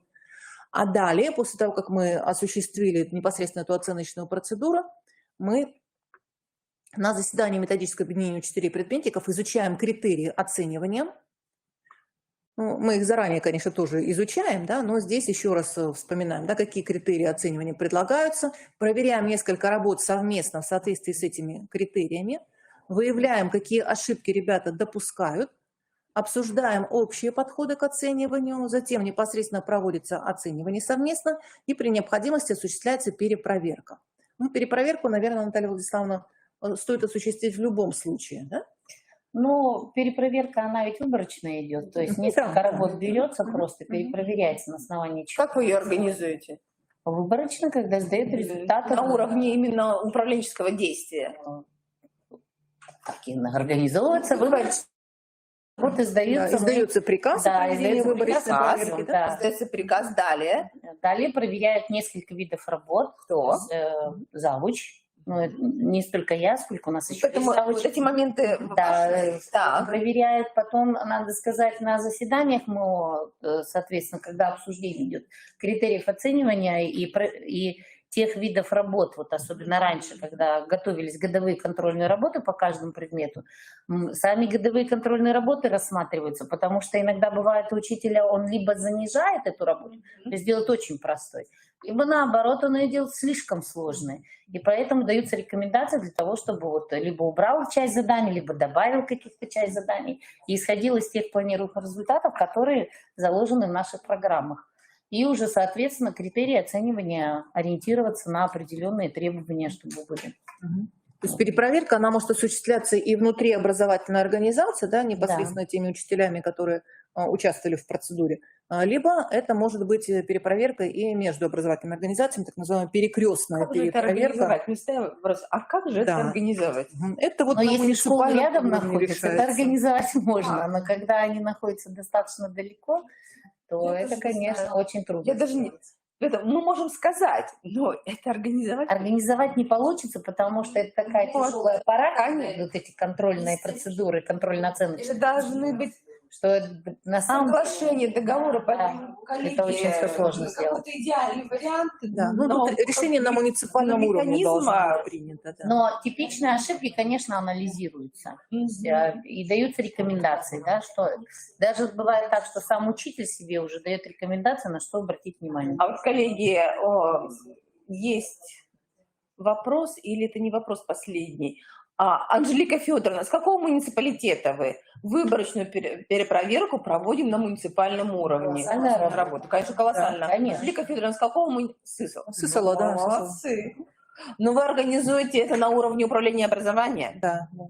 Получается, у вас есть приказ, какие школы войдут в выборочную перепроверку. Наверное, так, коллеги. Тогда это, да. Да, понятно.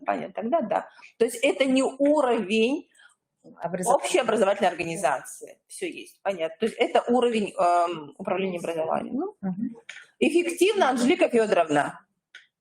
Нет, неэффективно. Нет, это предыдущий Это вопрос. Тоже. Коллеги, Анна Александровна, эффективно? Очень. Хорошо, спасибо. Рекомендуем, если с нами работает муниципальное образование, управление образования точнее, попробуйте данную форму сопровождения школ. Угу. Так, В и Удовском, третий этап. в прошлом году тоже перепроверка. Проверяли. Даже управление образования перепроверяет. Спасибо, да. Третий этап работы, да, по окончании проверки анализируем результаты, выявляем типичные ошибки, продумываем совместно также пути отработки выявленных ошибок, формируем образовательные траектории для групп детей, которые проявили разный уровень подготовки, и с ними уже отрабатываем типичные ошибки через различные форматы работы. Наталья Владиславовна, что здесь можно порекомендовать завучам на третьем этапе работы? Ну, собственно говоря, вот третий этап работы, это больше даже на совести учителя-предметника, я бы сказала. Да? Но когда появляются типичные ошибки, ну вот завучи могут что только провести консультативные какие-то работы, как правило. А метод локальные акты создавать, да. Мне кажется, что на метод объединения это все равно, это, да, это вот там проверяется. Да. А как завучи работают? Только вот когда идет анализ, всегда итоги контрольных работ обсуждаются на школьных методических объединениях. Почему такие ошибки были допущены? Иногда может присутствовать завуч, конечно, и давать какие-то рекомендации. Да. Мы завершаем. Да, вот сейчас. Коллеги, вы можете проанализировать деятельность своей образовательной организации на основе вот того алгоритма, который на данном слайде представлен. Действительно ли ваши проведенные вами процедуры объективны, либо есть какие-то риски необъективности. Анализируем общую информацию об участниках ВПР, проводим сравнение отметок, которые получили участники ВПР, проводим сравнительный анализ результатов ВПР с отметками по журналу. И вот если здесь есть какое-то расхождение, то здесь над этим надо уже задуматься. Есть расхождение, это объективно, не зависящий от нас вообще факт, потому что дети поступают в гимназию искусств в 5-7 классе. Да. Например, в этом году мы провели факторы. и те итоговые оценки, отметки, с которыми дети пришли, и результаты ВПР. Да, для государственных организаций. Согласна. Мы эту информацию воспринимаем как раз-таки замер на входе. Да, чем работать. да, согласна. Ну, тут уже не вина организации. Да, конечно. Да. Рассмотреть распределение первичных баллов, проанализировать результаты выполнения отдельных заданий проверочной работы, провести анализ выполнения заданий группы участников и составить краткое резюме в виде обобщенных выводов. И если вы увидели, что у вас есть какие-то риски необъективности результатов, то вы можете разработать в своей образовательной организации программу антирисковых мер по преодолению риска необъективных результатов ВПР. Данный шаблон данной программы мы разработали в начале этого календарного года, в январе-феврале. Мы проводили семинар по разработке такой антирисковой программы. Видеозапись есть в нашем видеозале. И, коллеги, при необходимости мы можем подобный семинар еще раз провести с приглашением, возможно, тех образовательных организаций, которые данную программу составили и реализовали, да, чтобы они рассказали о том, на что важно обратить особое внимание. Антирисковая программа выстраивается на основе управленческого цикла, о котором мы уже упоминали, да, и этот управленческий цикл начинает свою работу с определения целей и задач, с определения показателей и методов сбора информации, проведения мониторинга показателей, затем формируются методические рекомендации адресные, вырабатываются меры управленческие решения и осуществляется анализ эффективности принятых мер. И далее у нас с вами может выстроиться такая вот антирисковая программа. Попытаюсь показать приблизительно, как может выглядеть дорожная карта данной антирисковой программы. Вот. И вы можете предусмотреть работу по 4 основным направлениям. Это организационная деятельность, аналитическая деятельность, работа с педагогами, работа с обучающимися. И у нас есть рекомендации по тому, как каждый из этих разделов сформировать, как правильно сформулировать задачи, да, как определить все остальные составляющие данной антирисковой программы. Какие меры предусмотреть по каждому из направлений антирисковой программы. И вот такой чек-лист, который позволит нам с вами осуществить самостоятельную проверку нашей программы антирисковых мер и который поможет нам с вами определить эффективность данной программы антирисковых мер. Так, ну, коллеги, мы с вами договорились, да, что отдельный семинар проведем по разработке и реализации программы антирисковых мер. Тогда на этом мы нашу Анжелика Федоровна, данный алгоритм, который представили, подходит педагогам и заместителям по учебной работе? Вы обозначаете, что необходим алгоритм универсальный, сложный. Видите, он очень сложный. Да, мне тоже кажется, что здесь нужен такой понятный алгоритм, который, наверное, каждое действие прописывает, да? То есть это как будто у нас такие направления. Согласна. Давайте мы подумаем, хорошо. То есть мы такие очень объемные шаги представили, наверное, попробуем. Жанна Рюриковна, Ну, я соглашусь с Жанной Рюриковной. Действительно, на 3 летних периода, 3 летних месяца. Коллеги, но мы здесь, наверное, не можем... Вы говорите, результат. Да, уже все есть, поэтому, коллеги, здесь мы уже не властны. Поэтому будем да. Это же в систему. Конечно, да. То есть надо, да, скорее всего, это будет так. Спасибо, коллеги. Светлана Сергеевна, проверочная. Так, почему процедуры подготовки, проведения проверки такие, как на ГЕ? Зачем все так усложнять? Светлана Сергеевна, федеральная позиция, мы все это понимаем, и будем говорить об идеологии всероссийских проектных работ, мы должны видеть динамику, качество образования, понимать, где есть проблемы. И на самом деле ВПР служит основанием и для анализа учебников. Ведь сейчас, уважаемые коллеги, мы все понимаем, что после ВПР мы еще проводим анализ тех учебников, которые сегодня включены в федеральный перечень и используют в образовательной организации. Далее дается информация о кадровом составе образовательных организаций. То есть на самом деле там очень много контекста, который в дальнейшем служит основанием принятия важных решений на государственном уровне. Поэтому, коллеги, мы понимаем, что да, это проверочная работа, но она важна, конечно, для организаций, для органов муниципального управления образованием, для регионального и для федерального в том числе. Вот сейчас основанием для изменения федерального перечня и для создания федеральной основной образовательной программы как раз послужили результаты всероссийских проектных работ за прошедший год. И есть очень хороший анализ, по-моему, за последние 3 или 4 года. На уровне Рособорнадзора он представлен, где как раз отмечается, что есть типичные ошибки, особенно то, что касается, да, 4, по-моему, определенных даже учебников. То есть здесь мы понимаем, что даже учебник, который используется, это тоже та кластеризация, которая анализируется, об этом размышляют, и многие учебники даже после ВПР, после, ну, не годичного, а если вот 3-4 года, они сейчас исключаются. Поэтому, коллеги, это на самом деле очень глубокая работа для Российской академии образования. Поэтому, хорошо. То есть ВПР нам нужны. Спасибо. Спасибо, уважаемые коллеги.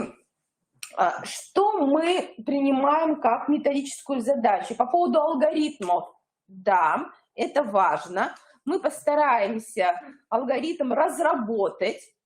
А вот по поводу антирисковых программ. Коллеги, это необходимо представить не просто чек-лист, а пример антирисковой программы. С многими школами, которые с нами работают по проекту 500+, мы такие программы разрабатываем. И у нас есть очень эффективная технология.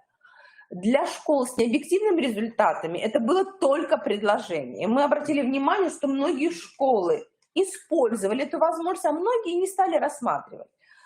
Но до того момента, как мы зашли в этот список, может быть, школы, зная о проблемах, будут создавать такие программы уже до их включения. Вот было бы неплохо, я вот согласна. Поэтому, коллеги, один из семинаров, наверное, мы посвятим для всех, потому что у нас была очень узкая группа, там было 3-4 школы, а мы предлагаем такую форму работы для всех. А далее вы возьмете это в работу, либо нет, это будет ваше решение. Но то, что у нас есть технология создания антирисковых мер, как она создается, как эти риски выявляются, эту технологию, я думаю, что мы представим. Хорошо?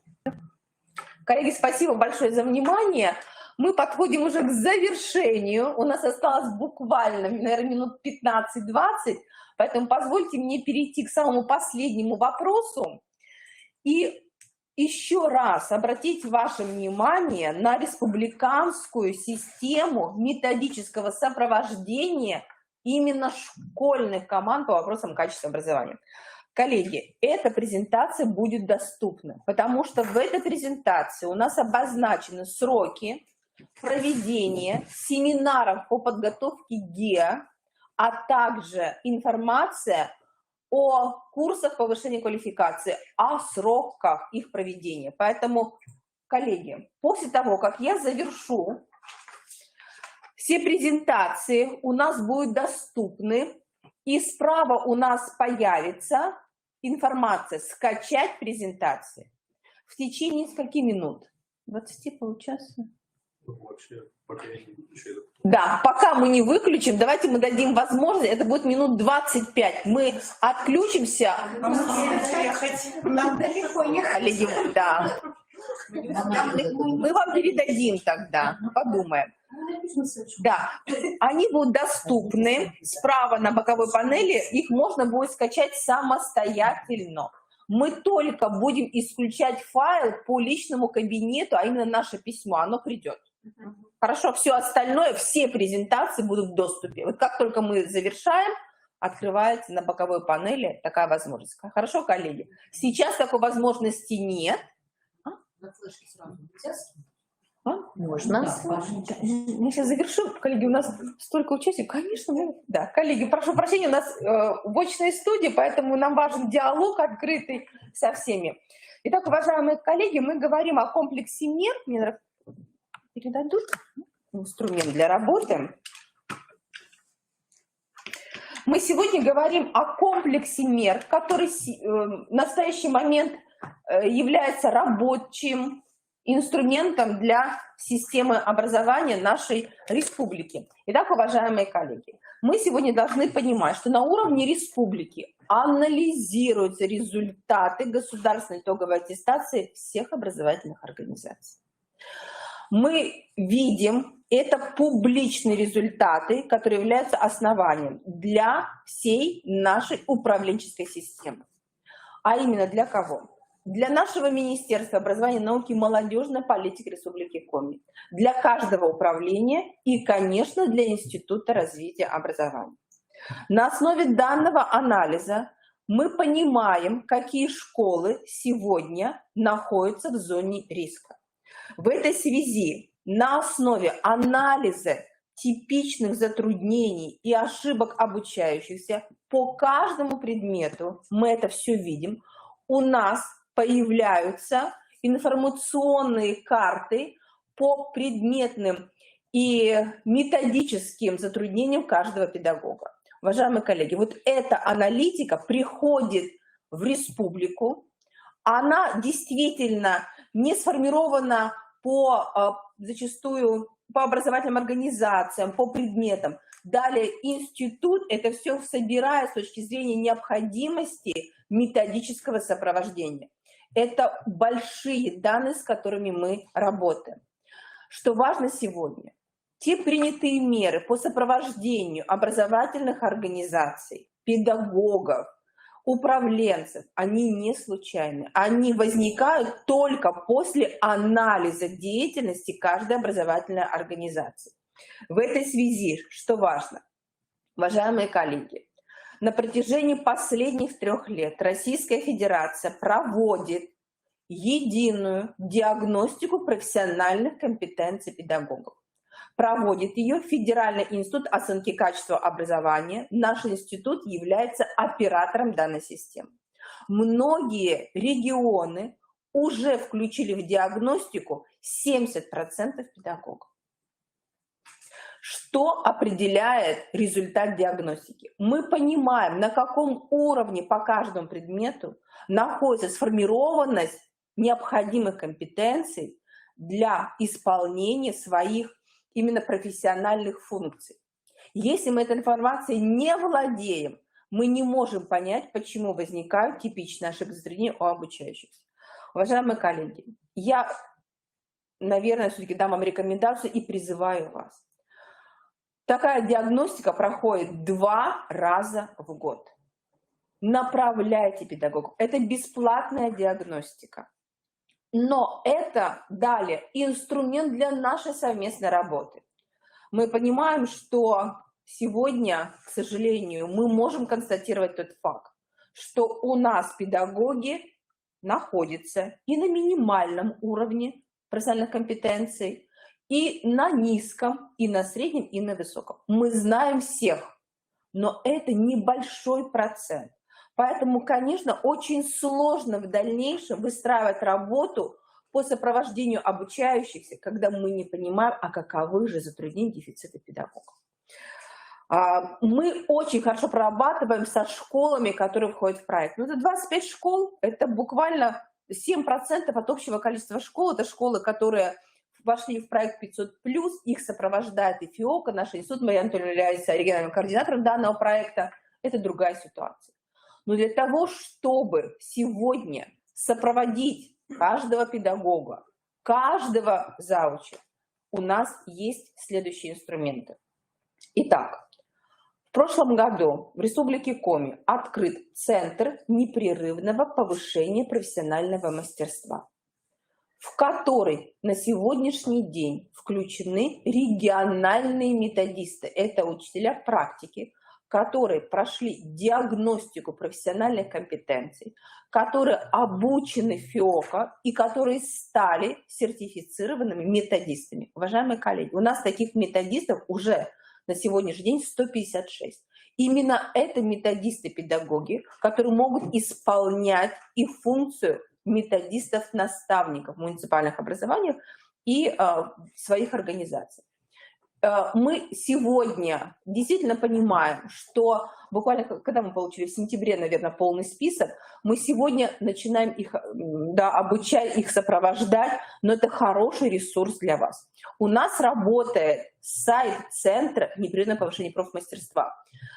Информация на данном сайте, она служит основанием для вашей работы.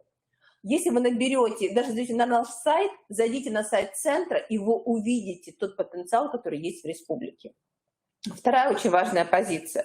Действительно, мы проводим очень много методических семинаров. Мы проводим их в основном в онлайн-формате, и сегодня мы понимаем, что онлайн-формат удобен нам, но, к сожалению, не так эффективен. Поэтому, уважаемые коллеги, мы тоже хотели вас спросить, нам нужны очные встречи. По крайней мере, очень много к нам обращений. И то, что я говорила в самом начале. Мы готовы встречаться, сопровождать педагогов в очном формате на основе именно и ваших предложений. Мы готовы выезжать в каждую образовательную организацию. У нас есть такие возможности. Далее, уважаемые коллеги, это индивидуальный образовательный маршрут. То, о чем говорила Светлана Николаевна, я еще раз подтверждаю, что это очень инструмент эффективный. Что входит в маршрут? Программа повышения квалификации, которая подобрана для этого педагога. Цикл семинаров по тем типичным затруднениям, которые есть у педагогов. Далее, индивидуальные групповые консультации, которые в данном случае являются основанием именно для сопровождения педагога нашими региональными методистами. Уважаемые коллеги, я хочу внимание обратить на систему мер, мероприятий и управленческих решений. Мы говорим сегодня о подготовке ГИА. Мы сегодня понимаем, что тот блок мероприятий, который действительно в Республике Коми имеет основания для формирования методической системы, он представлен. Это повышение квалификации в рамках деятельности Академии Минпросвещения. Это бесплатные программы, которые формируют сегодня самые важные компетенции для педагога. Компетенции, которые связаны именно с функциональной грамотностью, с предметными компетенциями и метапредметными составляющими. Далее, уважаемые коллеги, это наша программа повышения квалификации, адресная методическая поддержка каждого педагога. Ну а теперь посмотрите, пожалуйста, на количество педагогов, которые принимают участие в таких важных флагманских курсах повышения квалификации. Возможности есть, только как мы их используем. Что предлагается в следующем году? Мы видим, что активность очень низкая. Поэтому нами обсуждено уже с министрами, нам поставлена задача выйти на адресную поддержку каждой школы, каждой управленческой команды. Итак, мы понимаем, что сегодня личный кабинет педагога, он должен быть заявлен как флагманский методический проект. Мы сегодня, вот здесь вместе заведующие кафедрами находятся, руководитель центра, мы сегодня понимаем, что в центре нашего внимания это анализ рисков работы каждой организации и разработка антирисковых программ, а также семинаров.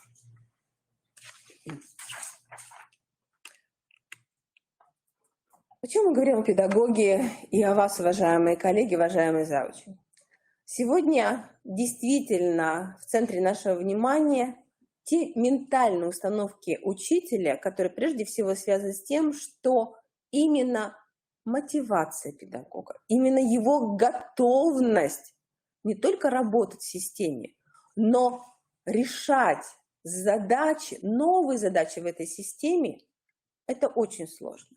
Любой педагог, да, мы все это понимаем, он сегодня в системе непрерывного профессионального образования. Поэтому надо действительно нам сегодня понять, что мы находимся в мире, который постоянно меняется. И наша педагогическая профессия – это профессия, которая создает наш уникальный опыт развития, роста. И в этом, наверное, наша сила. Мы всегда смотрим вперед. Мы вчера проводили педагогическую мастерскую, которая носила очень символичное именование «Путь к успеху». Да вот если мы говорим об успехах нашей страны, нашей республики, наших обучающихся, мы должны понять, что наши педагоги должны быть успешными. Они должны приходить в образовательную организацию каждый день и понимая, что созданы все условия для того, чтобы они демонстрировали высокий результат. А для этого, уважаемые коллеги, мы должны понять, что в республике созданы все эти условия. Есть возможности для горизонтального обучения, для проведения стажировок в каждой образовательной организации. Сегодня с нами коллеги из гимназии имени Пушкина, города Сыктывкара. Вот мы в течение нескольких дней проводим стажировку для школ Минпросвещения. Мы понимаем, как важно нам коммуницировать именно управленческими командами.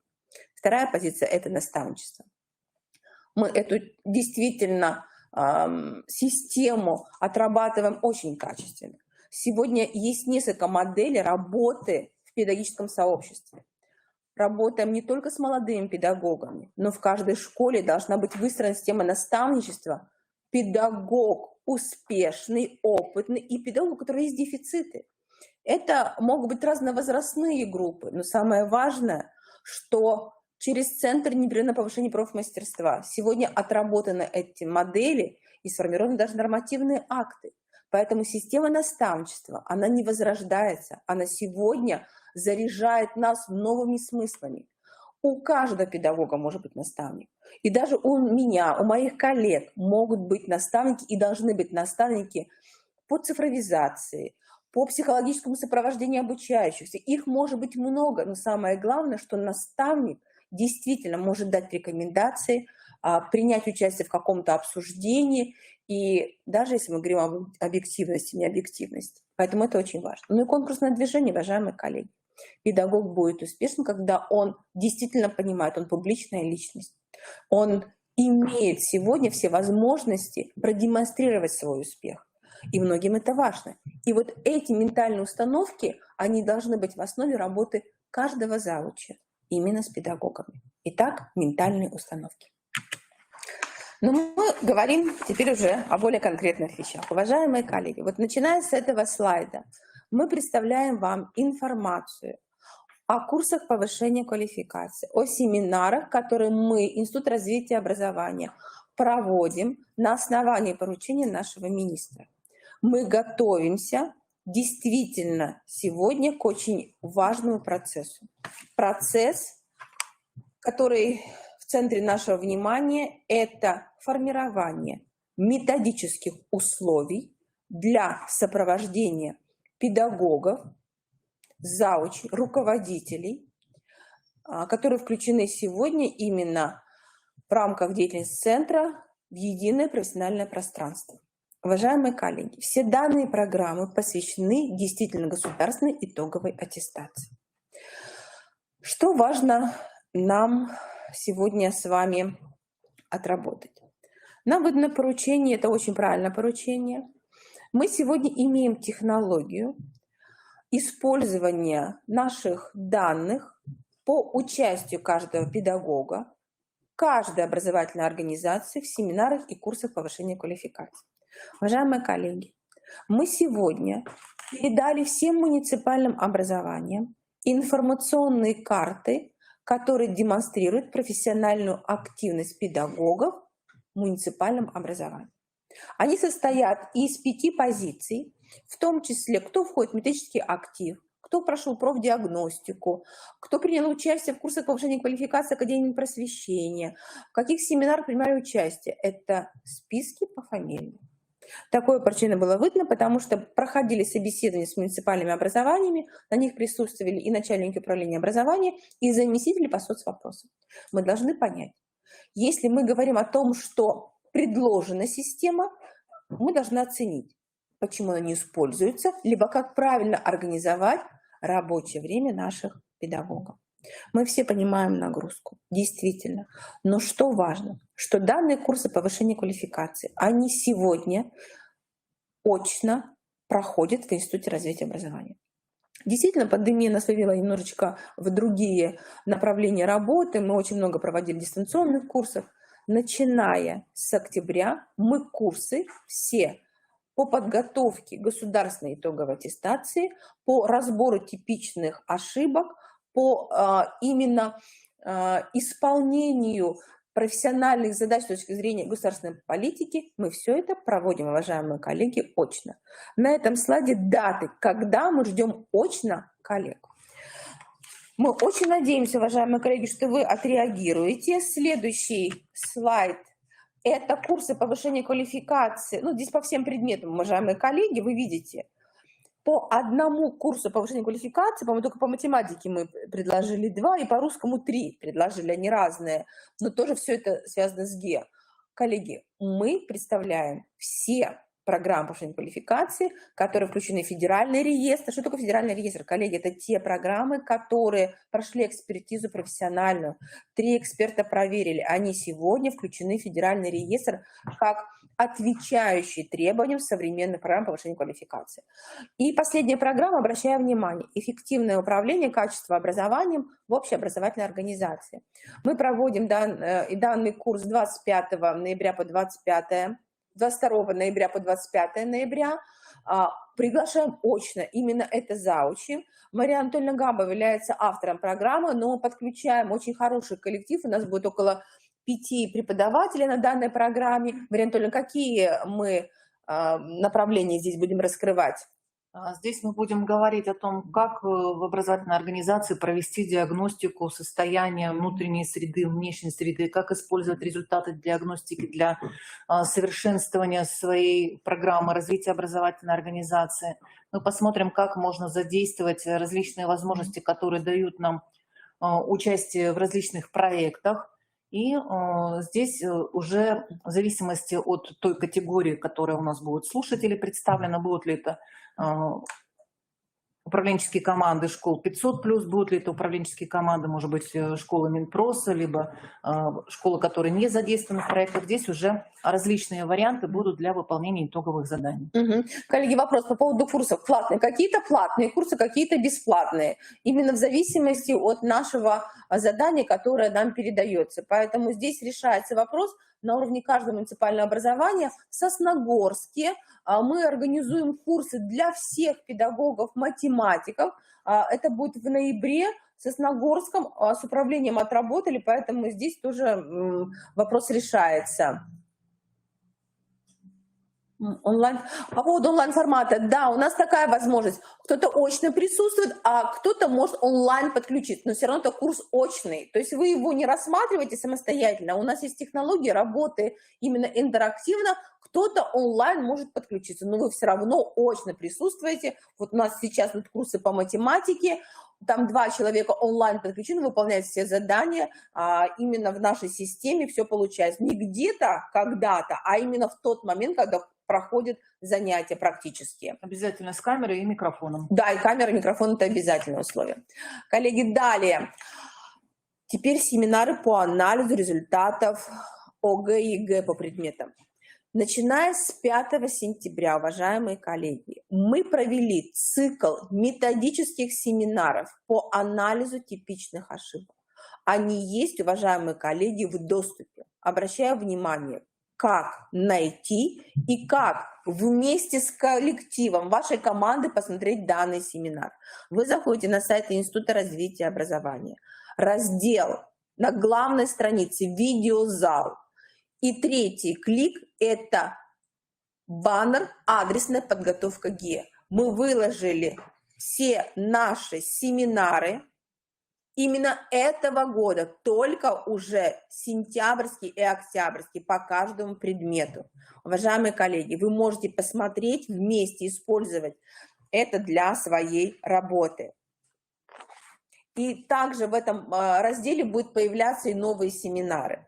Теперь обращаем внимание на семинары, которые нам предстоят. Да, коллеги, в информационных картах мы уже в муниципалитет отправили информацию, кто принимал участие, какие школы, кто находился на этих семинарах, именно онлайн подключение, либо офлайн посмотрел. То есть, коллеги, мы видим всех. Эту информацию мы довели.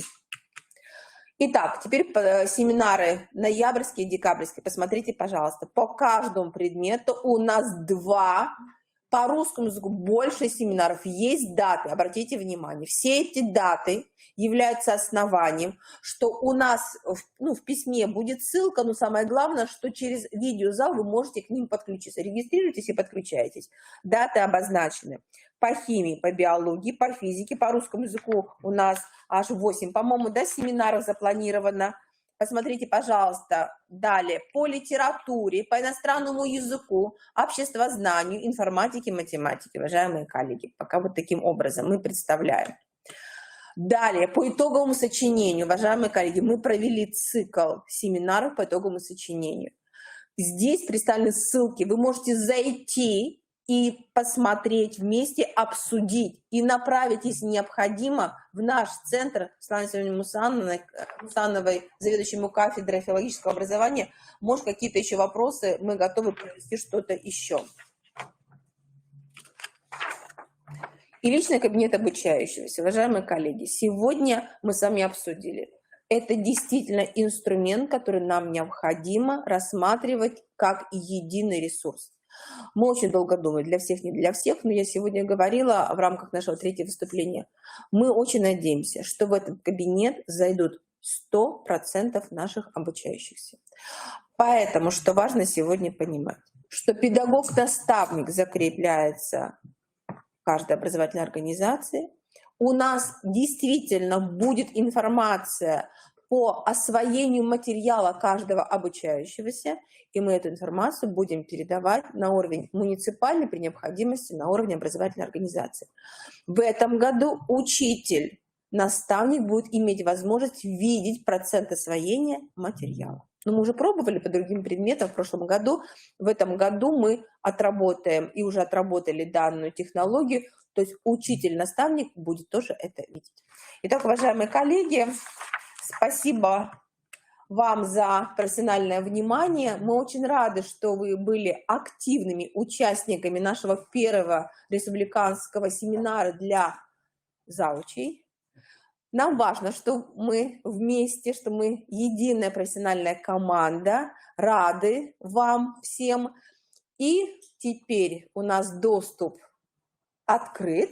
Уважаемые коллеги, вы можете скачивать все презентации, которые сегодня были в нашем доступе. Поэтому, уважаемые коллеги, ежемесячно мы будем проводить такие онлайн-семинары. Нам, конечно, бы хотелось, чтобы вы приезжали к нам очно. Вот даже здесь, в этой студии, мы видим наших коллег, и когда мы видим реакцию, вы знаете, как это здорово с точки зрения понимания того, что да, мы вещаем не просто какие-то теоретические вещи, а то, что это необходимо, и что мы именно работаем в единой профессиональной среде. Поэтому, уважаемые коллеги, спасибо вам, что вы нашли возможность с нами очно работать, и находите возможность, приезжайте к нам. Спасибо за оценку, что полезный семинар. В декабре встречаемся на следующем семинаре. Примерную программу мы уже определили, но если от вас будут предложения, коллеги, направляйте, будем включать данные вопросы. Спасибо большое, спасибо коллегам, успешного вечера, ждем вас на мероприятиях нашего института. Всего доброго.